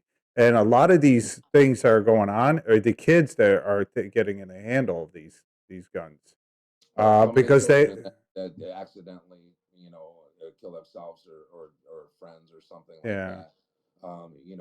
Yeah. But what we can own, if you are the champion of the Second Amendment, you would never put pen to paper on it. So these are serious things that I'm really concerned about, and I want answers to. Great, absolutely. The economy was strong and all this other stuff, but those three primary questions need to be answered. They knew that hydrochloroquine was, and there's a reason why Africa didn't get decimated by this, is because they were all on it, yeah, and he knew damn well that there were, and Joe Rogan even got the hammered horse medicine, they used to horse say. medicine and all this other stuff, but they knew damn well that it really worked. Yeah, And then when people, well, my grandfather, my grandmother, somebody, all right, they died. You ought to be the ones that are most pissed off because they had, yeah, medication. They had ways to save lives, and they didn't. They didn't. As a matter of fact, I know firsthand that a friend of mine was battling breast cancer, and she was on a medication. And once it came out that it was, part of, even even the cancer patients were no longer prescribed. Billions of these prescriptions globally. It was, it won the Nobel Peace Prize. yeah. That And was he was one thing. on talking about it, yet, he was stifled. He didn't say, hold on a second, time the fuck out. All right, you want to come after me? And, because I want to drain the swamp and I want to get rid of all this? Absolutely. But we're not going to do it at the expense of lives globally. Yeah. And it was allowed to happen. It was allowed to happen. I don't know. It's like one of them things that was like really, really strange, especially at that time with the medicine and the vaccines and stuff like that. It was like, yeah, like you said, there's unexplained answers why this was like this. I mean, we could go on and on and on and talk about this because, like, I'm just like you. I'm like one of them people. I need to know what's going on. But for me, it's like at the end of the day, like I got to the point because all this stuff that keeps on happening. At the end of the day, I'm like, no matter how much I talk about it, no much matter how much I say to people and this and that, I'm the one that looks crazy. Listen, you know, and that's okay Am because I right? Am I wrong? no, 100%. But you know what? Then all of a sudden, the people are saying, "Hey, hold on a second." People call me crazy for, well over a decade, maybe 2 decades, and then when they get the phone call from the ones that were calling you crazy, crazy all the time, dude, the shit you said 10 years ago, it's really coming true. What do you Mhm. want from me? Yeah. It is I what it kind of is. gave you the warning that this was going to happen, but it's just like, this keeps on happening. Like everything I've been talking about is going to happen. I might have told you like last year, but it's happening now. Look, I told you, it's And just like one of them things that like I kind of like, you know what, you say you want to take it, take it. If you don't, I don't care if you think I'm crazy, but I I started to keep to myself a kind of like with this stuff because I don't know, some people are just, they're not open minded about like different ch- like I don't know. I think of things like maybe it's going in this direction or maybe it's going in that direction or this direction. I try to look at all directions, but a lot of people that direction over here to the right, they're like, I don't even want to think about that side. You know what I mean? You're crazy even thinking that way. You got to think this way. You know what I mean? well, most of it is, propaganda and the illusion of being able to change the channel. There's 180 different, television stations you could change to, and you're all getting the same programming. Yeah. It doesn't matter if it's the morning show or the late night show or your soap opera. You're getting all the same programming, and I talk about things like this a lot. Operation Mockingbird. It's through the Freedom of Information Act. It was a Yeah. CIA operation that started in the late 40s, taking control of our media, taking control of Hollywood. This is all stuff that is real life, and you could tell them, and you could even say, "Go look at it." It is released under the Freedom of Information Act. Yeah. Actual documents at once was top secret that were now unclassified. It's a fact. It's not. It's not conspiracy. Tell me how many times you tell somebody that. Look it up. You can find it. They're like, show it to me, prove it to me. Where do you Uh, get your information? yeah. Oh, the best thing I love when people tell me, "Oh, what you've been listening too much TikTok." And they do. They throw out that same stuff over and over again. And you know what? It's listen. So you're always going to have people that will just follow the herd. And that's why you have business owners, and even as business owners, then you have management. And there's people that can and do, and then there's just people that can't. So they'll just follow along, whether that's in business, whether it's in politics, whether it's in all aspects of life. Ron Paul said something years ago that just like struck a chord. It just hit that note for me. He says, "What if you prepare and nothing happens? Nothing. Yeah. What if you prepare and what if you don't prepare and something happens? Nothing good. So why not prepare yourself, and be ready? And you don't have to take it to the ultimate extreme, but at the Yeah. same time, we're supposed to be here to protect our family, and to, if the shit does hit the fan, and that could even be something natural. You're down in Florida. How many hurricanes have you gone through? How many Oh, yeah. that had the potential to be absolutely devastating? Some you slipped through, some you said, wow, we got hit pretty hard. And then there's some that are absolutely devastating. two of the hurricanes I've been through here, we lost power for 3 days. But like this whole like eclipse thing, I did get cases of water just to last for a couple of weeks. I did get a couple of things. I said, you know what? If nothing happens, I got water in the house. I'll still drink the water no matter what. I still got rice and beans from White today. That's right.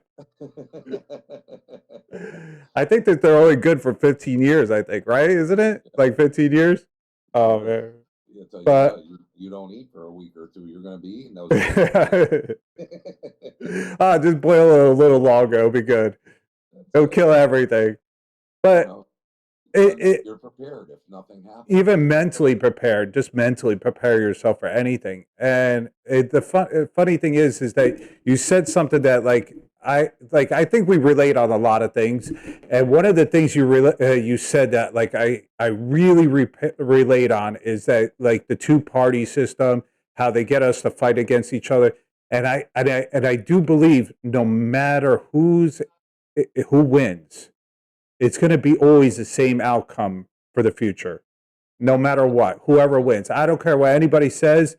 It's always gonna be on this path, and we've been on this downwards path for a long time now. Yes, and 48. Yeah, 100%. It might not come hard, and you know what? We get these waves that gets better and a little bit better, but we're still like that downwards path that like we're gonna hit the bottom, and then we're gonna wake up and say, "Man, what the hell happened here?" A lot of people, yeah, and we're gonna be like a third world country at that point. Well, a third world, period, because it is a globalist mentality to take over the entire world, and it's the haves and have-nots. Yeah. And I'm a firm believer in it. And the dips, when you say, oh, it gets bad and then it goes up and that's just enough to, not cause. Big truck. Yeah. And then they go a little bit further. So instead of having higher highs, it's like giving a piece of candy to the masses. Here, you know what I mean? It just make you happy, and they're eating the candy. They're like, all right, I'm good for now, Yeah, the pat of the 401k is stuff now, and everybody's doing great financially, which they're not because the dollar's still being devalued. It's still being printed at will. We are in a monetary system that is. They want to give another what was it? How many billions of dollars they wanted to give away now again? Billions of dollars to Ukraine again. Ukraine, billions of dollars in, student loan forgiveness and all this other stuff. And really, again, it's just in my that's eyes, another fraud right there. That the way the schooling is right now, and how much everybody's got to pay, and they put you already. When you get out of school, you owe so much money. They put you under before you even get your first job. Don't you find it funny that you could bankrupt everything except for student loans? Yeah. That goes to say, and if they really wanted to help and really wanted to make a difference, rather than causing more divide, because there's some people that say, yeah, absolutely, forgive those loans. Then the other ones are saying, why? They took the loans out. What happens if they says, you know what, hold on a second, these loans are at 6.25% and higher. You can't, you could defer them, but you can't bankrupt them. You're always under the hook for those loans. Why don't they make them 0%? Yeah. Why don't they make them 1%? No, they want to make their money. They want to make their money. 100%. It's to keep you down, and then you could argue. And then you default on payment, and then they're like, "Oh, we're going to put it up a little bit more now, the percentage," and that's how they make it. They got their schemes going on to be. That's how they make their money. It's sad that I tell people there's nobody here to help you. You need to do it on your own. There isn't. Hey, if there's anybody out there, anybody got any questions, comments, or anything like that they'd like to ask? I get to talking, and you should have shut me up a long time ago. Yeah, I know. We didn't even get to finish the questions, but that could be for another time. We could do that for another time. You want to get the chat involved? Sure. If anybody's out there that that wants to ask a question or two. All right. What's up, Lance? Hello, everybody. All right, this is your time in the light to ask the questions. Does he make a caprese bruschetta? Oh my You god. know what? And we are pizza, and we should have probably been talking a lot more about that. But I'm passionate about politics and life as well. I don't make a bruschetta pizza. I do do a fresh plum tomato pizza and a couple other things like that. But yeah, yes, You do you have fresh you have the mozzarella balls, or do you get the fresh mozzarella? so I do use the brick oven fresh mutts. I don't use the balls. It's a lot less water, and I find it Yeah. better consistency. So I used the brick on my grandma pizza. You probably make grandma pizza too, right? Yeah, yeah, And you do it squares, right? we do. Yeah, like this. Yeah, yeah. Like this is saying that's actually the traditional way to make grandma pizza. I make them round on my menu, but the traditional way is to make them square. We made them always up north square. But when I came, Different pan than the Sicilian though. yeah, it's a it's a thin Sicilian. It's like a thin crust Sicilian. Yeah, the Sicilian is that black tray, Yeah, square. Grandmas didn't have those pans; they had the half sheet trays. yeah, So yeah. I make my grandma's in a half sheet pan instead of a thin Sicilian. My Sicilian. I do have a couple people, a buddy of mine in particular, that wants it. That square, but grandma style. So I'll do it for them, but a little bit different. Yeah. I so when I first originally came down to Florida, I was making Sicilians and I did the squirt grandmas. Nobody understood it. Nobody bought it. So you know how you know how long well you should know you make Sicilians to make the shells and everything like that. I would spend the time to make the shells. At the end of the week, I'm throwing like not even by the end of the week, I'm throwing away the shells because I'm not selling them. So I did away with the Sicilians and the grandmas, and now I'm starting to get people that are asking. So I've been making it here and there for the counter. Actually, I made a Sicilian the other day, but I'm doing it like with the pizza dough, not the Sicilian dough. So it's like there's a difference between Sicilian dough and pizza dough. I mean, And the sauce as well. yeah, the sauce. So Uh, my Sicilian sauce, I use a lot of onions. Do you use a lot of onions on your Sicilian sauce? I don't use. First of all, I never use sugar. Do you cook your Sicilian sauce? Yeah, the Yeah, Sicilian I do, but the pizza sauce no. right. So the onions you're caramelizing and you're rendering down and Yeah, extracting the sugars, and you yeah. don't put sugar, in your I sauce. still add a little bit more sugar, but because I'm, Sicilian. So you're from northern because your family's from north Naples, and I always tell people that are from up north, if you try their sauces, they're more herby sauce. If you try Sicilian's sauce, like the spaghetti sauce and everything, they're more sweeter. It's more sugar and Right. stuff like that. So your Sicilian is probably not as sweet as my Sicilian, but we still use the same tomato. I'm surprised you actually used Alta Cucina because Alta Cucina is a sweet tomato, but Alta Cucina you can't beat Alta Cucina. Anything Stanislav, I talk about it all Yeah, the time. It's just an amazing product. Their quality control is second to none, yeah. and I'm sure I've opened tens of thousands of between Altas and 7440s, and you never ever see an off color tomato. It's just absolutely amazing. So Oh yeah. I've yeah, been using it for years. Probably 20 years I've been using Alta Cucina. yeah. And we did use on my other pizzerias, we did use 601, 7-Elevens. We did use them. The Bonta. I still use Bonta now. Really? Yeah, I use Bonta. Um, and the pizza sauce too. I've used in the past. I don't use it now, but it's so expensive. Alta Cucina. It's just Yes, ridiculous since almost 50 COVID. bucks a case. Yeah, and it's doubled since before COVID. Oh, everything. Doubled. That's something that people don't really understand, and a lot of places have ended up going out of business in our industry.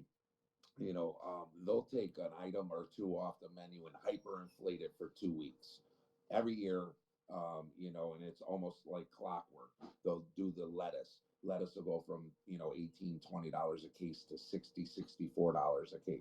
yeah. But then within a 2 to 3 week period, it trickles back down to maybe $1 more than it was the previous year. Chicken they do. Butter's another big one that they do. Cheese they do all the Yeah. time. But when we had that hyperinflation, they never came back down to even close to the Oh, yeah. prices that they were. And then you couple hyperinflation and a minimum wage in states like Connecticut, where over the past 5 years we went from $10 an hour to 15.69 an hour. Yeah. And I talk about that a lot. Yeah. Is there any other questions? Yeah. Um, Somebody asked, so are we finally talking about pizza? Yeah, sorry, I know. But in my title, he's unfortunate. It's pizza, politics, and life. You got life with the military and my family, and you got politics for a little while. Now it's pizza. Is there, okay, there's a question. Is there a third party candidate you would consider voting for? I'm consider ranking myself in, to be honest with you. I do, I do like a lot of what Kennedy has to say. However, and you're drawing me out of pizza and back into politics. The Kennedy family is highly corrupt. They still make money on every bottle of Irish whiskey that comes into this country from back in the Depression days. This particular Kennedy was on the Epstein Island and Lolita Express. Those questions have to be answered, and until those are, I can't, rightfully walk into that booth and vote for him either. Yeah. So, where did you get so you're the Don. How did you become the Don? I'm a fucking Don. So uh, I told a story once and it's stuck like glue in every live. People say, "Who's the Don?" And I joke, "I'm the fucking Don." And it was what ultimately ended a partnership of mine. And plain and simple, it was something that was said to me that he was. And around here you don't joke about stuff like that. One and two, it's nothing I would ever. As a matter of fact, one of the first promo videos we put out, Tell me that wasn't funny. Oh. I put the kibosh on it because listen, everybody that knows me from my community knows that we're here to support the community, help as many people get what they want, and what they need, and we're here for support. And that mentality is the opposite. It's actually taking from, and so it's actually a joke that's stuck. And I won't go totally into it, but it was what that one sentence ended a partnership of Christ close to 10 years. Yeah. So I think I deleted the video. I don't know if I have it still in my computer. You think we could do a taste? I think it would be so fun. I can grab that if I can find. If I do still have, I don't know if I still have it. Actually, you know where I can get it off the message I got sent to you. So just save it. You sure you don't want to show everybody? Absolutely not. It's the last Okay. thing I ever want to be recognized as. Okay. We grew up. I grew up around a lot of uh, that type of mentality, and it was all there for the taking, and that's not me. Yeah. Go to No, work. we know it's not you, but when I tell you, when I made it, I laughed to myself for like 10 minutes because I thought it was so great. And I was like, oh my God, he's going to love this one. And then he came back and was like, no, I don't want to. And then I really thought about it. I was like, yeah, you're right. You know, I mean, you don't want people to portray you that way, but it was like so funny. It was. Oh no. Oh shit. No. It's a joke. It's a joke. And it is obviously a huge part of our culture. the Italian culture and what it is, but it's not, it's not anything to be proud of. It's actually a joke, and it just stuck, and people just keep saying, "Who's the Don?" And I'll go, because it's all because of me, as I worked 7 days a week for 361 days a year for 7 years straight. I know how I it is. worked to build what this has Yeah. ultimately become, not by robbing, cheating, stealing, Yeah. and creating havoc. So it's more of a joke. Yeah. It's That was funny. a good video. Yeah, right. So, all right. Chris wants to know is who gave you the name Pizza Zaddy? That's a funny story. I wonder who it was. And it really is. In fact, that person had called me that for quite some time now, and it was only about a week ago that I found out what it meant, and I'm flattered. Uh, Do we have to look up what Zaddy is? you're gonna have to look it up. I thought it was cute and told my wife, and she didn't think it was cute. God bless her. My wife's a beauty. Oh, she's a beauty. What she puts up with me. Not a lot of people could, put up with this lifestyle. And she supports me 100%, and she's there, and That's amazing. for the, it's over the what Robbie Gibb. Over the past, maybe 6 months to a year, I've finally been able to start going to family events and stuff like that. And for a wife to stick by you, especially in today's day and age where divorce is the easiest, and it's just not stick it out. She understood that, what, and take for example, I left my father's wake because the shit hit the fan, and I had to get back to this store, Yeah. and that's what it takes. I thought it was cute. I still think it's cute, and I'm flattered by Mhm. it. But I could understand her position. What would you got? How would you like if I had online boyfriends? I said, I'm not. It's not an online girlfriend. We don't even talk like that. It's just something. And I think it's Yeah, so. Chris, thank you. It's flattering. that's funny. And to my wife, I'm sorry. I still think it's flattering. And I So, better have boyfriends. so Ashley said his nickname is Tome. Where's Tome come from? All right, so that's another one. So now it became Don. Don Tome. Robbie Gibb is going to add in. Even though I think it'd be so funny that people would see that video, but um, so one of our great guys here, young kid, Raphael, he can't spell worth a shit. And one day he went to text me, and I think it was either Talia or Liberty was looking over his shoulder, and in his my name in his contact was Tome. He put an E at the end of it. So now the whole store starts calling me Tome. And then that just, it's just as funny as it is. And then it became Don Tome.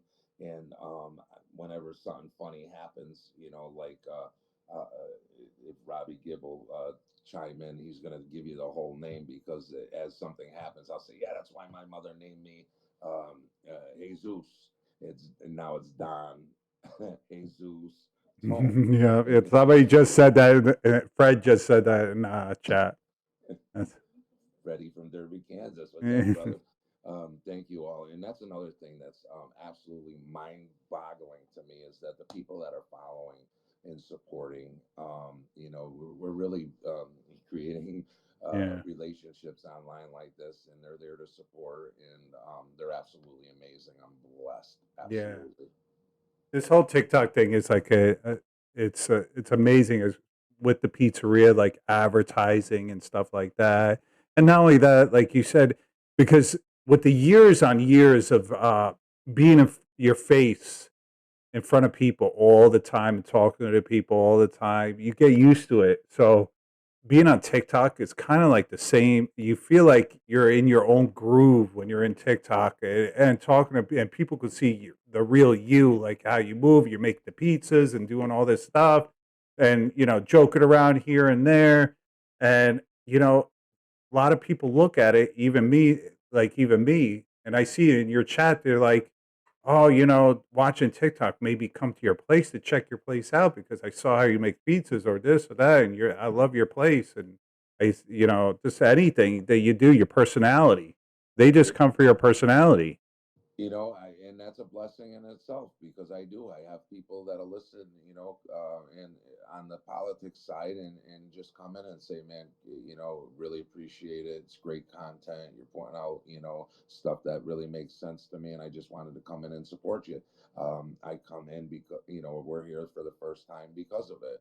And it's huge. I mean, advertising is so expensive and again, it's always coming up with something different, from what everybody else is doing.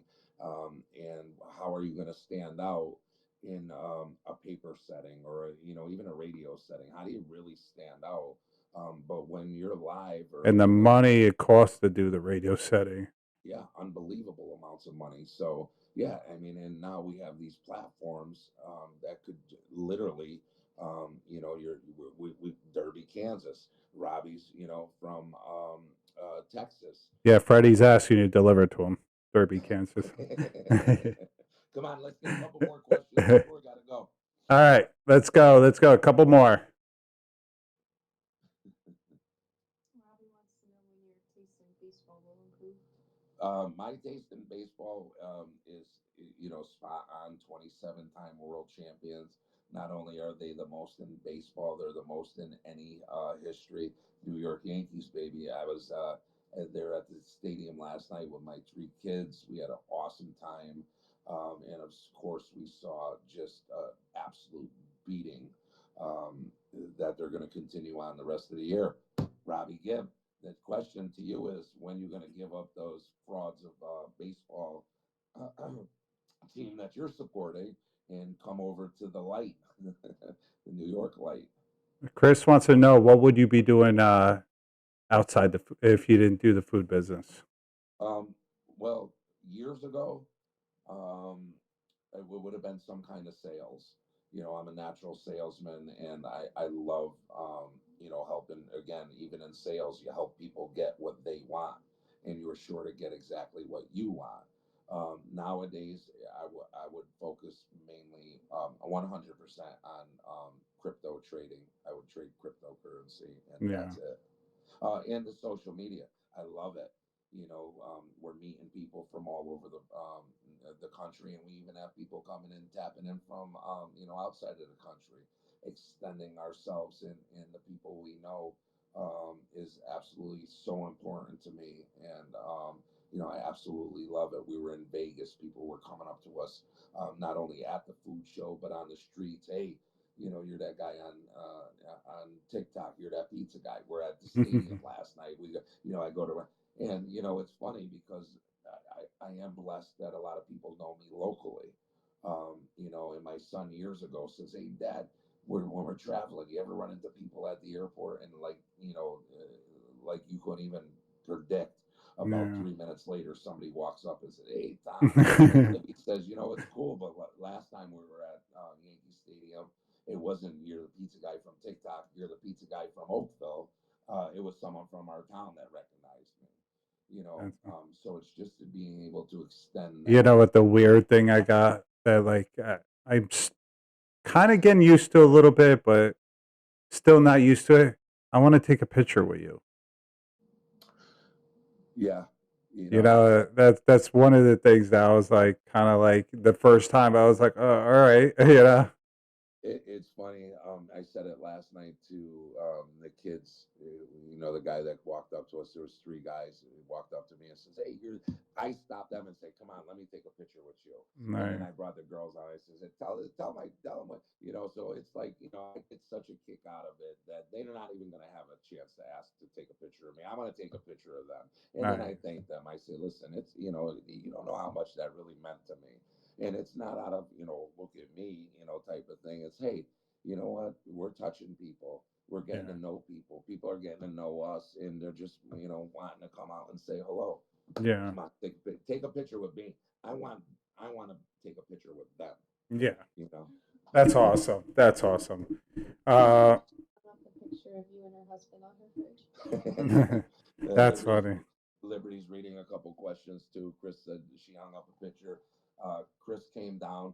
She did the sneak attack. She came in and ordered, grabbed her food and left. And that night or the next day or something, she says, "Hey, I was there. I got your food." Well, why the hell didn't you say anything? Mm. And then one day last week, she sent her husband in with her son, and Oh, I had the opportunity to, talk to the husband. In fact, I went down the street. I call it my break room, Roma's restaurant, and we had a cappuccino, and their son Anthony had a chocolate milk, and we had a great time. I love it. It's so important to build yeah. relationships. My area is like very like a lot of vacationers come here. So I another reason why I like doing it too is because I'm reaching out past our town. Right. So, a lot of people vacation to Florida. So if I could touch the people, what I mean, like get their attention outside of Florida, when they do come to Florida, they come see me and try my pizza. Awesome. It's You know? amazing. The technology is absolutely amazing, and everybody that's in business has to, adjust. And people say, "Well, I don't like being on it. I don't want to be on it." Hey, don't be on it. But you know what? You don't have to have, the settings that I'm doing, that you're doing. Make a little video of whatever you're doing. Yeah. Don't be that person in it. Focus in on what you're doing. I don't care if it's food or manufacturing or services, whatever it is. Find take your niche and be able to advertise for free. Yeah. Um, Robbie wants to know what do you think about French fries on pizza? I think it's mandatory. I think if anybody that doesn't put French fries on pizza don't know Abits. What? See, Uh, it's stuff like that that yeah. somebody once said French fries when I'm putting chicken on it, and every time, and I love that. And we could have this banter back and forth, and Yeah, people that don't know are like, "What the hell is he talking about?" that's right. French fries on pizza. Yeah, I made I think this weekend I made a French fry cheesesteak pizza. I've done buffalo chicken French fry pizza. Um, yeah, I do a lot of like, stuff that, you know, I don't know, people are like a lot of pizzerias would be like, "Oh, I would never do that or do this." And I'm like, "I'm doing it because you know what? Maybe it's good. I'll try it. And then if it's good, I'll sell it on my counter. I sell slices, so Yeah, it'll go." it, when we were first open, and we weren't doing the volume we were doing. I had the time to do some of the more specialty things like that. I used to do Scott All and Bean pizza, Oh, wow. with sausage. I would call one, broccoli rabe a la Roma. Roma makes a beautiful broccoli rabe, and they slice potatoes and fry them and Oh, put them wow. over. So I would do that with the potatoes. But now it's just we're at such a volume, thankfully, that I just don't have the time or the storage Yeah. to do A it. lot of a lot of reasons why I like doing it because I think about the future menu. I have like 20 something different kind of pizzas on my menu. So what I'll do is put it on the counter. If it sells a lot and people start asking for it, I'll put it on the menu. Sure, it's great testing ground. Yeah. What's your favorite pizza? Pipeline wants to know. My favorite pizza is, believe it or not, I like a thick crust. And so when I eat pizza here, I'll have it thick crust. I do it upside down. So it is the pepperoni underneath the cheese. It'll be sauce, pepperoni, cheese, and then I put mushrooms on top, and I like it well done. Um, you know, we're split here in Connecticut, in three different ways. New Haven is thin crust and coal fired, very well done. New York is a thin crust, but New York tends to underbake. It's not charred like Connecticut. But then the third aspect of Connecticut is just a little bit thicker than New Haven and New York.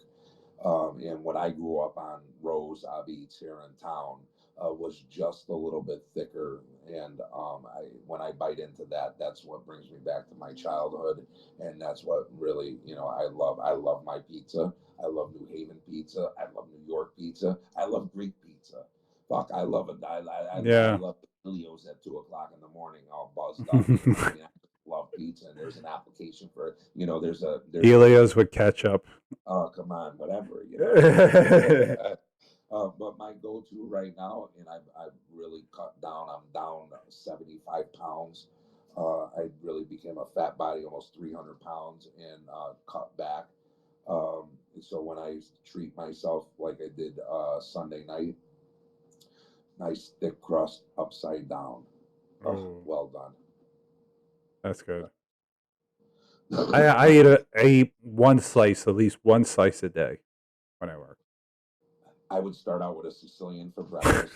I'd have a pepperoni for lunch, and then it was either a calzone or you know what I mean. And then Yeah. you got to say, hey, enough's enough. And I teach that Calzone, pepperoni calzone with sauce oh, on the side. Oh my until you catch the diabetes, and then that's god. it. You got to make some serious life decisions right there and then. But you still got to be able to treat yourself. Yeah. Yeah, that Sicilian has a lot of sugar. But the Mine regular, doesn't. Mine doesn't, but it has. I mean, it's a considerable amount of carbohydrates for yeah, starters. sugar. Yeah. That's what I So mean. But regular pizza, I don't think it's too bad, the regular thin crust, because you make a thin crust. So, it's not a lot of carbohydrates in a thin crust. I mean, your slices are big. Maybe you got to cut it in half. yeah, then I won't be able to get that slice. I'll be a fraud. I'll be with a small slice.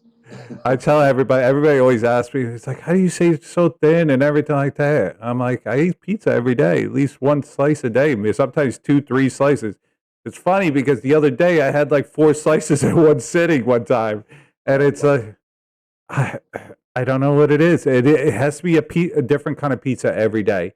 And I move around a lot. I have a problem where I need to be moving back and forth. You'll see me pacing back and forth, and people ask me, "It's like, do you ever stop?" I'm like, "No, I have to keep on moving," and I pace back and forth on the counter. My problem is nicotine. Nicotine, Oh yeah, my God, I'm such an addict.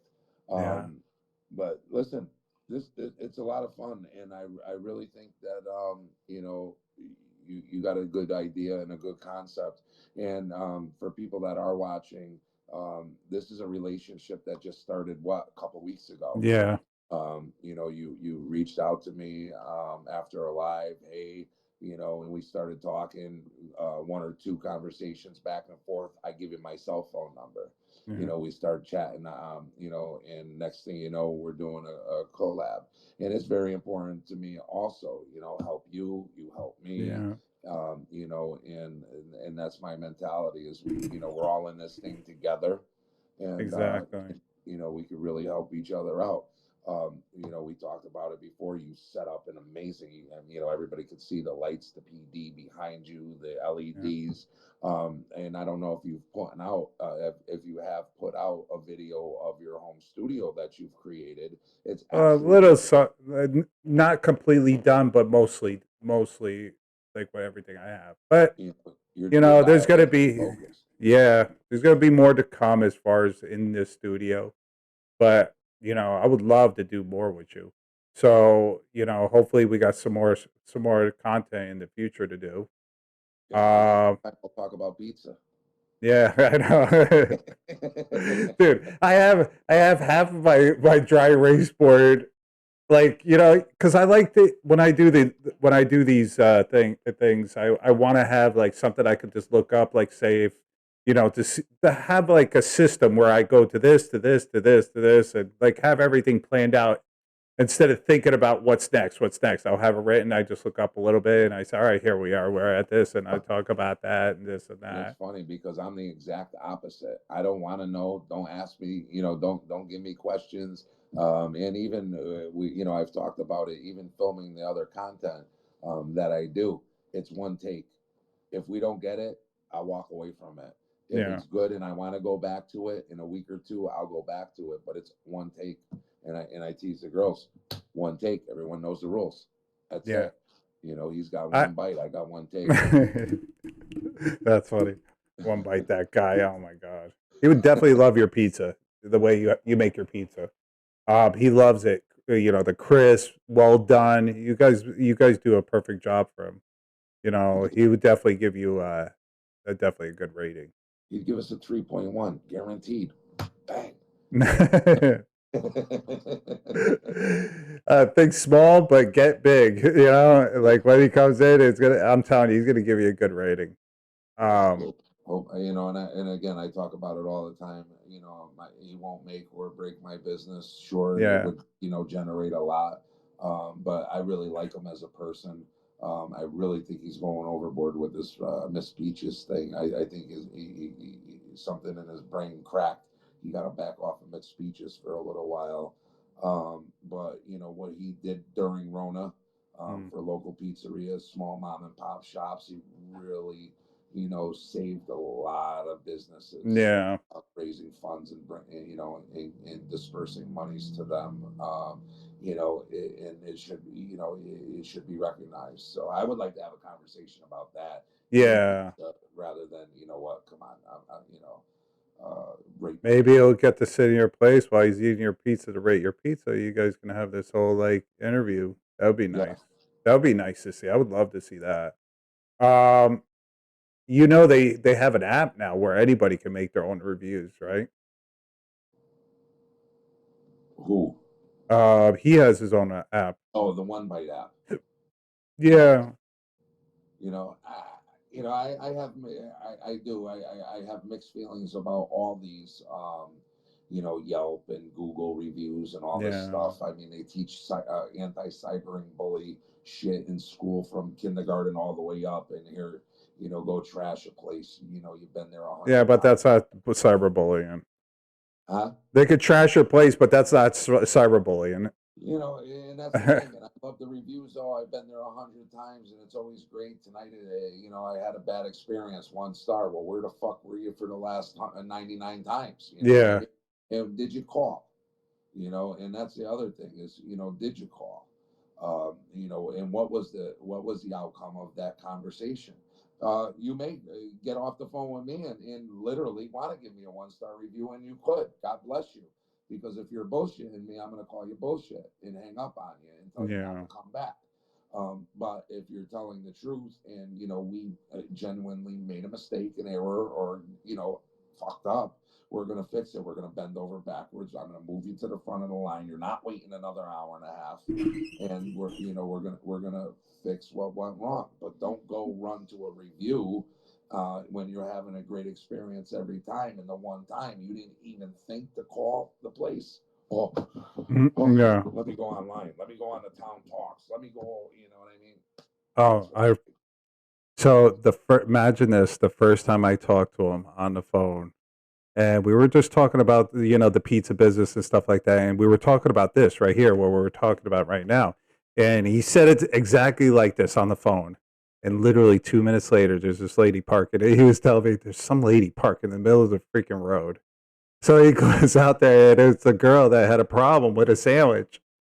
Oh my god! Exactly like he said it on the phone. It was exactly like he talked to her. It was like, well, if you know, you left it in the refrigerator, you know, this and that, and all this stuff. And I was just like, oh my god! I was like, that's funny.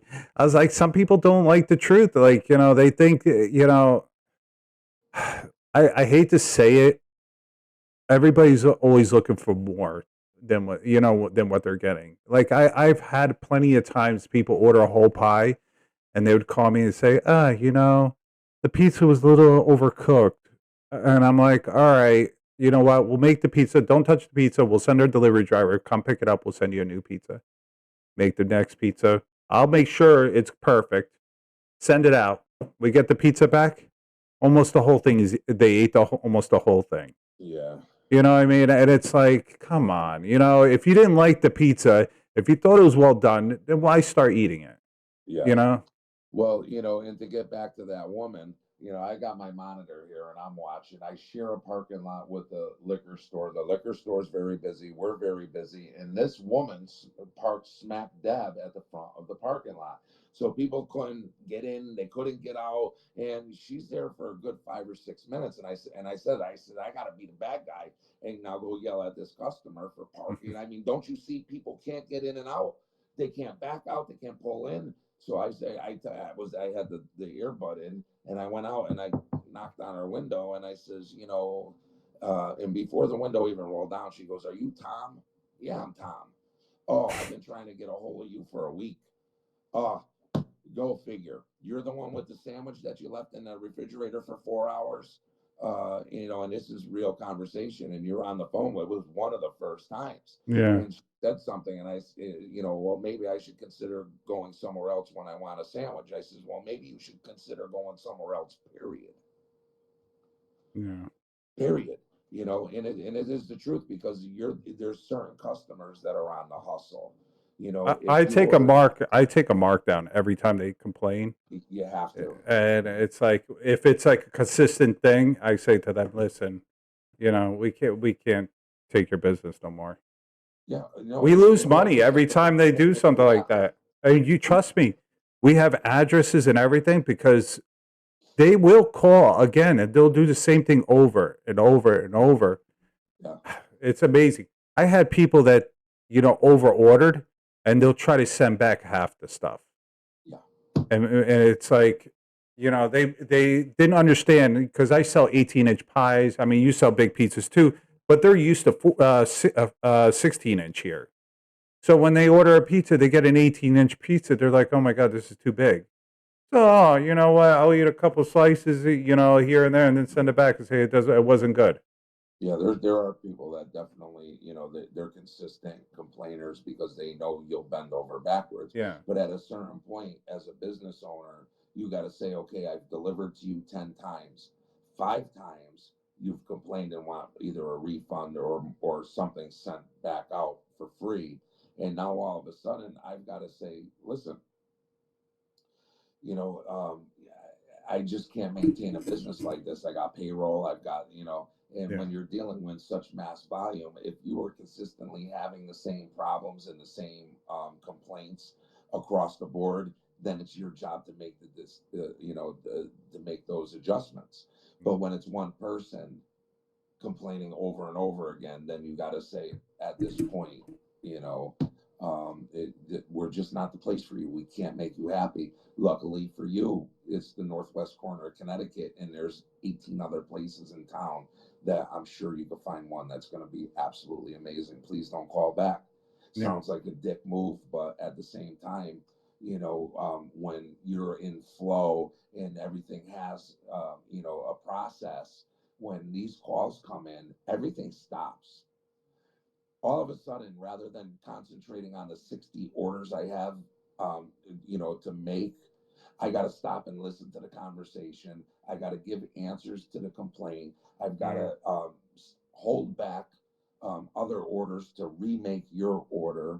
I mean, it's all a part of the process that will, could affect 5, 6 other orders after Yeah. that. And if you're a consistent, person in that, complaint Yeah, line, because you got to jump the orders. You got to jump her order because just to make her happy, sure. or him happy, or whoever it is. You know. And thankfully I'll have people call up, the next day or call me or send me a text. Friends of mine, hey, listen, they fucked up my pizza. They sent me the wrong one. Well, why didn't you call? Oh man, it was Yeah. delicious. I wasn't, and then I'm gonna put a note in there Yeah. next time. Listen, I owe him, Yeah. or I owe her, and I that's me. I I'm mean trying. I had as far as somebody bring me a half a Stromboli. Didn't realize. I think she didn't realize how big the Stromboli is, and brought back half the Stromboli. I said, "Oh, it's not cooked," or this and that. I'm looking at it. I was like, "It looks fine to me." No, it was no good, and this and that, and they were looking for money back. I'm like, "Listen, you didn't call me yesterday." I was like, "What do you want me to do about it now?" You know what I mean? I had that happen with a Sicilian. In fact, I'm going to do that one. Although I'd have to literally go to their porch. They call me, and we're going through so much food constantly. I'm a stickler for rotating and making sure everything's as fresh as we make our sauces fresh. I mean, everything.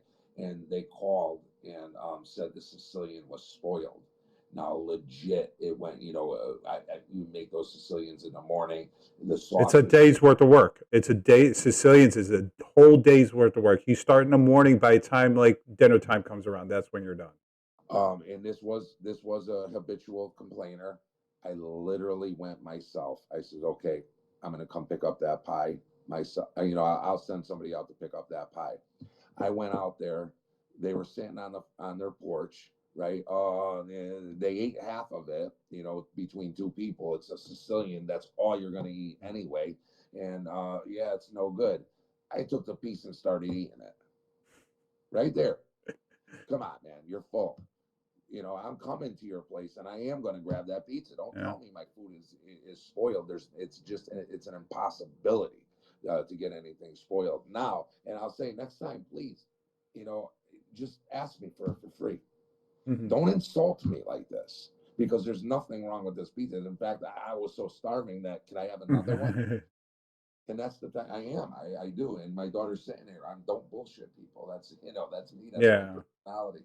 How can you let somebody attack you like that when you know damn well that all they're doing is looking for something for free? There's a when you own a restaurant, there's a lot of patience. Even just with people, employees, everybody, it's a lot of patience.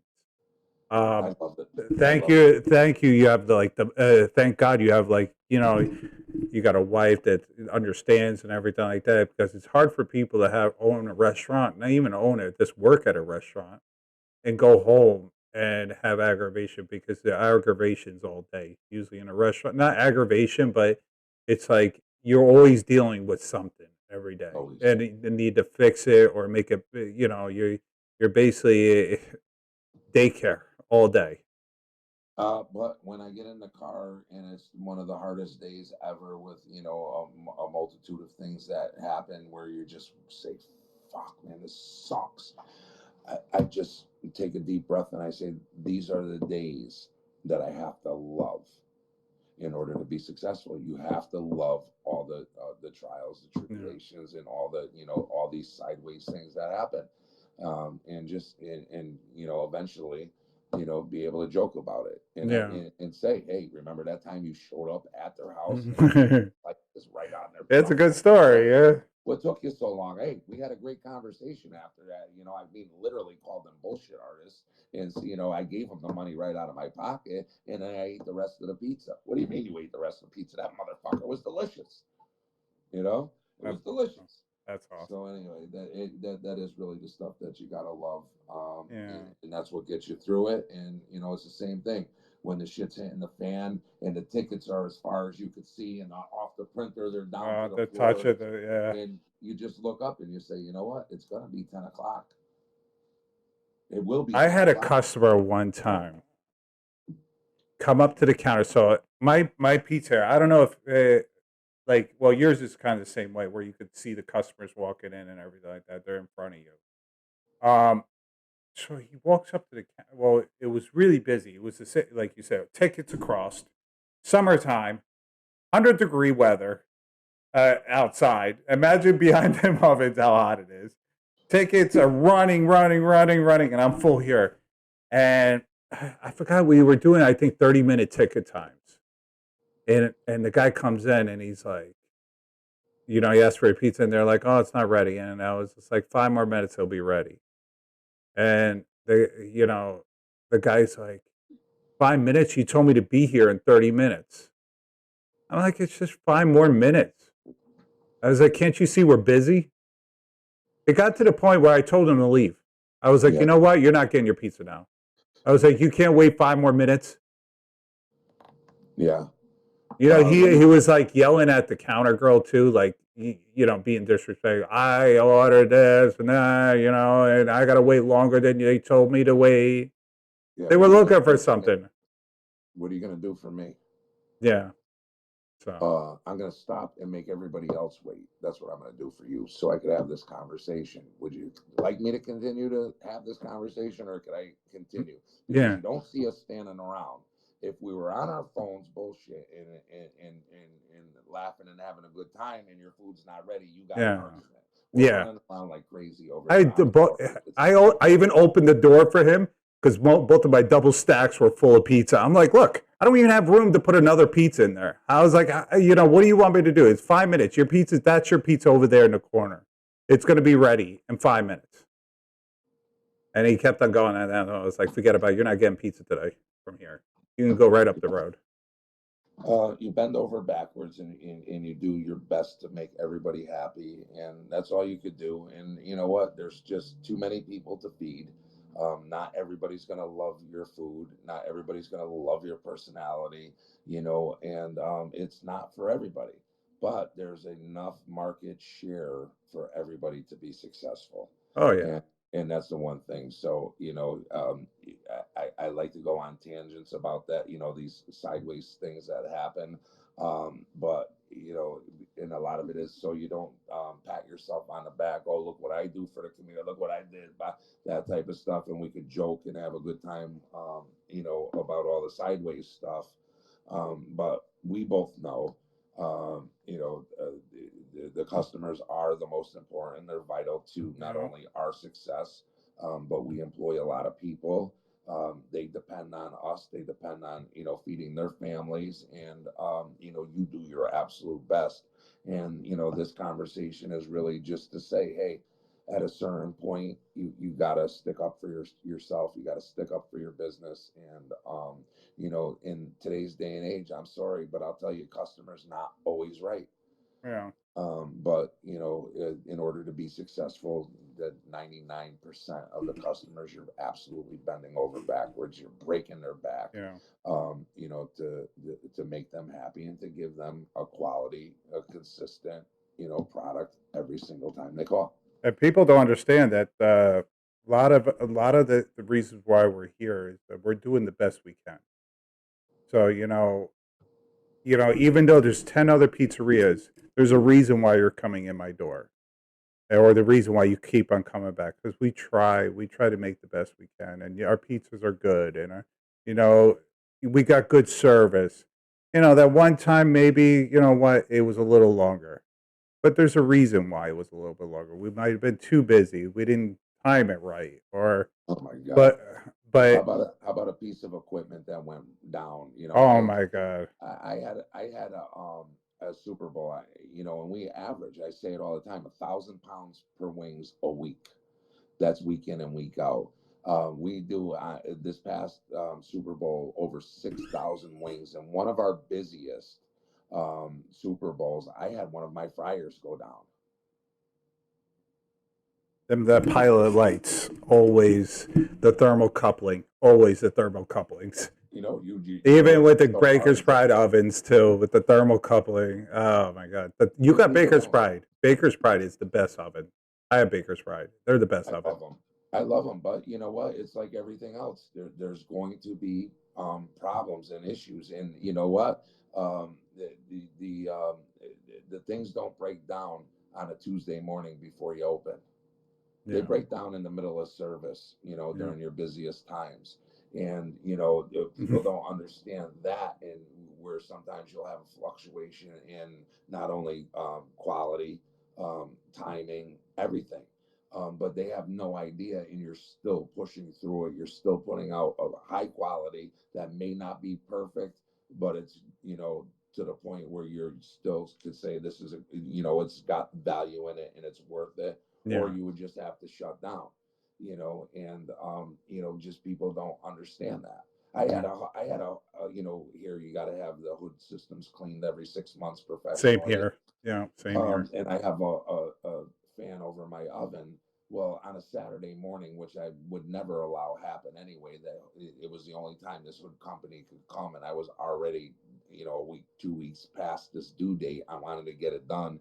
He said I could do it on Saturday. The son of a bitch came and shut my ovens off at 6 o'clock in the morning when I walked Oh in, my and God. they would have been off for 3 hours. I have a standing order of 48 pizzas, large, every Saturday. I had to call these companies up, 4 or 5 different companies, saying I just cannot produce them today. I am so sorry, but If I was going to try and do it and give a half-ass or less than half-ass Mm. product, then where are you wrong? And So, so people don't understand when you shut these Baker Pride ovens, it takes hours for them to heat right back up with nothing in them. It takes that hours. Once that stone gets cold, that's it. You got to wait hours before it gets to especially when it's a temperature. winter and it happened to be the winter. It's cold as shit in there. I walked in there, and I control the temperature of my business by the ovens. Yeah. Yeah, I don't have a heat source in there. The heat source is the ovens. They stay on 24/7. I walked in there and I felt, in the summertime, you walk in and it's like, heat smacking you in the face. You walked into a wall of Yeah. heat. I walked into an iceberg. And I says, I was like, something's weird here. Yeah. And I walked over to the ovens and I almost, you almost want to have a heart attack. Yeah. You're like, what the fuck is going on here? And then you open up that door and you're touching the brick and you're like, this is 3 hours. This is minimum 3 hours. And what do? It's You know, crazy. you got to bite the bullet, and at that point you say, hey, listen, if I send this product out to you, I know it's the last minute, I'm very sorry, but listen, we've been doing these orders for you for years now, continuously. This has never happened. How And old is your oven? how old is it? i Yeah. say it's I'd say it's probably somewhere around 35 to 40 years old. Best oven. You got the best oven. It's a Baker's Pride Yeah. Y600. I have my cabinet here. I've got backup thermocouples. I got backup thermostats. I've got Yeah, the door thermostats and the thermocouple, they're the ones that go, that's the only thing ever goes wrong with that thing, a lot of usually. time. Time or two, I'll have a problem with the thermostats. But you're running these things 24 hours a day, 7 days a Yeah, week. The worst yeah. thing I did was I closed last year for vacation. This will be my third year closing for a week every week. First week of July, I shut them down, including the pilots. And you don't ever want to do that. No, no, You you could, they don't come back to, they're not the same as soon as you I turn had them to down. essentially rebuild both ovens. Yeah. So Yeah, those ovens, those old ovens, you always got to keep them on. As soon as you shut them off, they're shot. My father used to have one that was like this, about 50 years old. And when I tell you, them ovens are the best ovens. The older the Baker Pride ovens are, the better quality of pizza you're going to get out of it. Not even the better quality, just the flavor that's coming out of them ovens. Through the years of making pizzas in there, they just I don't know. It's like a different. It's like a different breed. oh Wait, sure, their this season. season, yeah, And even Pepe's Pizza, God bless them, what a business they do. They're absolutely amazing. Their New Haven oven is from the 30s. you You got to know meet him too. what? You met him too, right? At Yeah, I know the CEO. He actually, the CEO comes in with his son for slices. In fact, that's a little bit of content we're going to be doing. Also, the first time I met him, and he actually went to school with my sister, so there was, a family knowledge in there. And when I was on my way back from Vegas in the airport, he was with another guy I knew, and I says, "Oh yeah," he says, "Yeah, he mentioned you," and we, automatically start talking, and he's so personable. But that being said, getting back to the ovens, you got 100 years of tens of millions of pizzas going through it, the coal, the everything, and that's seasoning. That all adds to the flavor. So when they're opening new Pepe's, they fire those ovens for a long time before even a pizza goes through it, and then it's well known. Don't judge a Pepe's pizza one, they're in their first couple months, 6 months. No, you got Um, to go there a year later at least. yeah, you got to allow those ovens to season in order for it to taste. Now they do a great job at putting out a very consistent, high quality product, even from the opening. But if you go back a year, or in their second year, or in their third year, you get that same flavor to start coming through as New Haven, Yeah, as the ovens in New Haven. And it is, it's all about how many pies go through that, you know, even the burnt pies. Even if, you know, even when the cheese, you know, you get a hole in it and the cheese leaks and the sauce leaks, that's all seasoning, you Yeah. know, the flavoring of, you know, ultimately what's going to be their product. Don't judge it in their first 6 months. Go taste it, go support them, help them, you know, make back that initial investment and support their, you know, cut their employees. But at the same time, go back, be consistent, go in a year, go a year and a half, go 2 years, and watch the evolution and appreciate it because it's serious. I even see it in my ovens. So we originally bought. I originally bought the ovens brand new when I opened, which don't get the doors that I have. You saw the doors that I have. The Don't get them doors. Get doors like yours, the stainless steel, because they're garbage. The doors, but the stone's all good. It's all everything else is good. Um, for the Baker's Pride, this was the first time I ever bought an oven like this with them doors.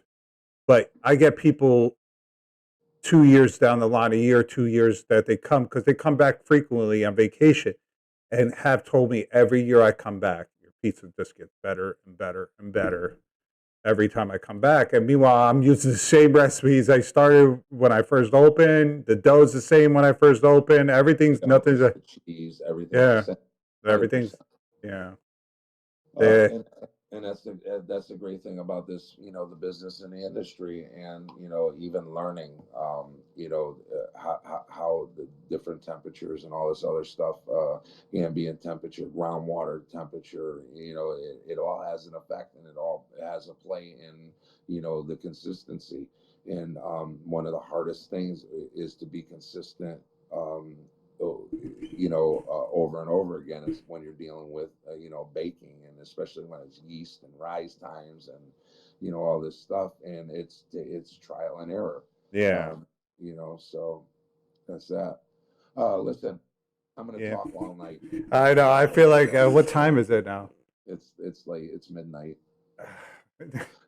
All I right. really like the idea. I look forward to more collaborations and Yeah, we'll keep in touch, definitely. Yeah, I'll call you sometime. I'll call you, and we'll do some more stuff. absolutely. I love this. This is like the basics I want to do. I You think you're know, onto something, you know, when we talked and and some of the other stuff. if you want to come along and like we could do something, you know, this whole collaboration things, I'm always for it. You know, it's like one of them things, like you said, you know, one hand washes the other. Everybody helps each other. Everybody gets along. You know, everybody there's everybody can have a piece of the pie. I guess that's the words you could say it. You know, 100%, 100%. We know, so and to help each other and to support each other. yeah, And even like, again, I talk about it all the time, even locally, you know, the different restaurants and businesses in town. It's real important, you know, to support each other. And everybody could have a, you know, a good, healthy, happy life. yeah. Um, so, all right, they're like, we gotta lock up and Uh, everything. all right. Listen, thank you for the opportunity. Anybody that was watching, Thank you for coming in. I yeah, appreciate it, and I will talk to you soon. The one, the only here, Pizza, Politics, and Life. Have a wonderful day, all right? Spirit of Night. 1776 people. We'll talk about that next time. Nice. Thank you again. Appreciate your time. Have a good night.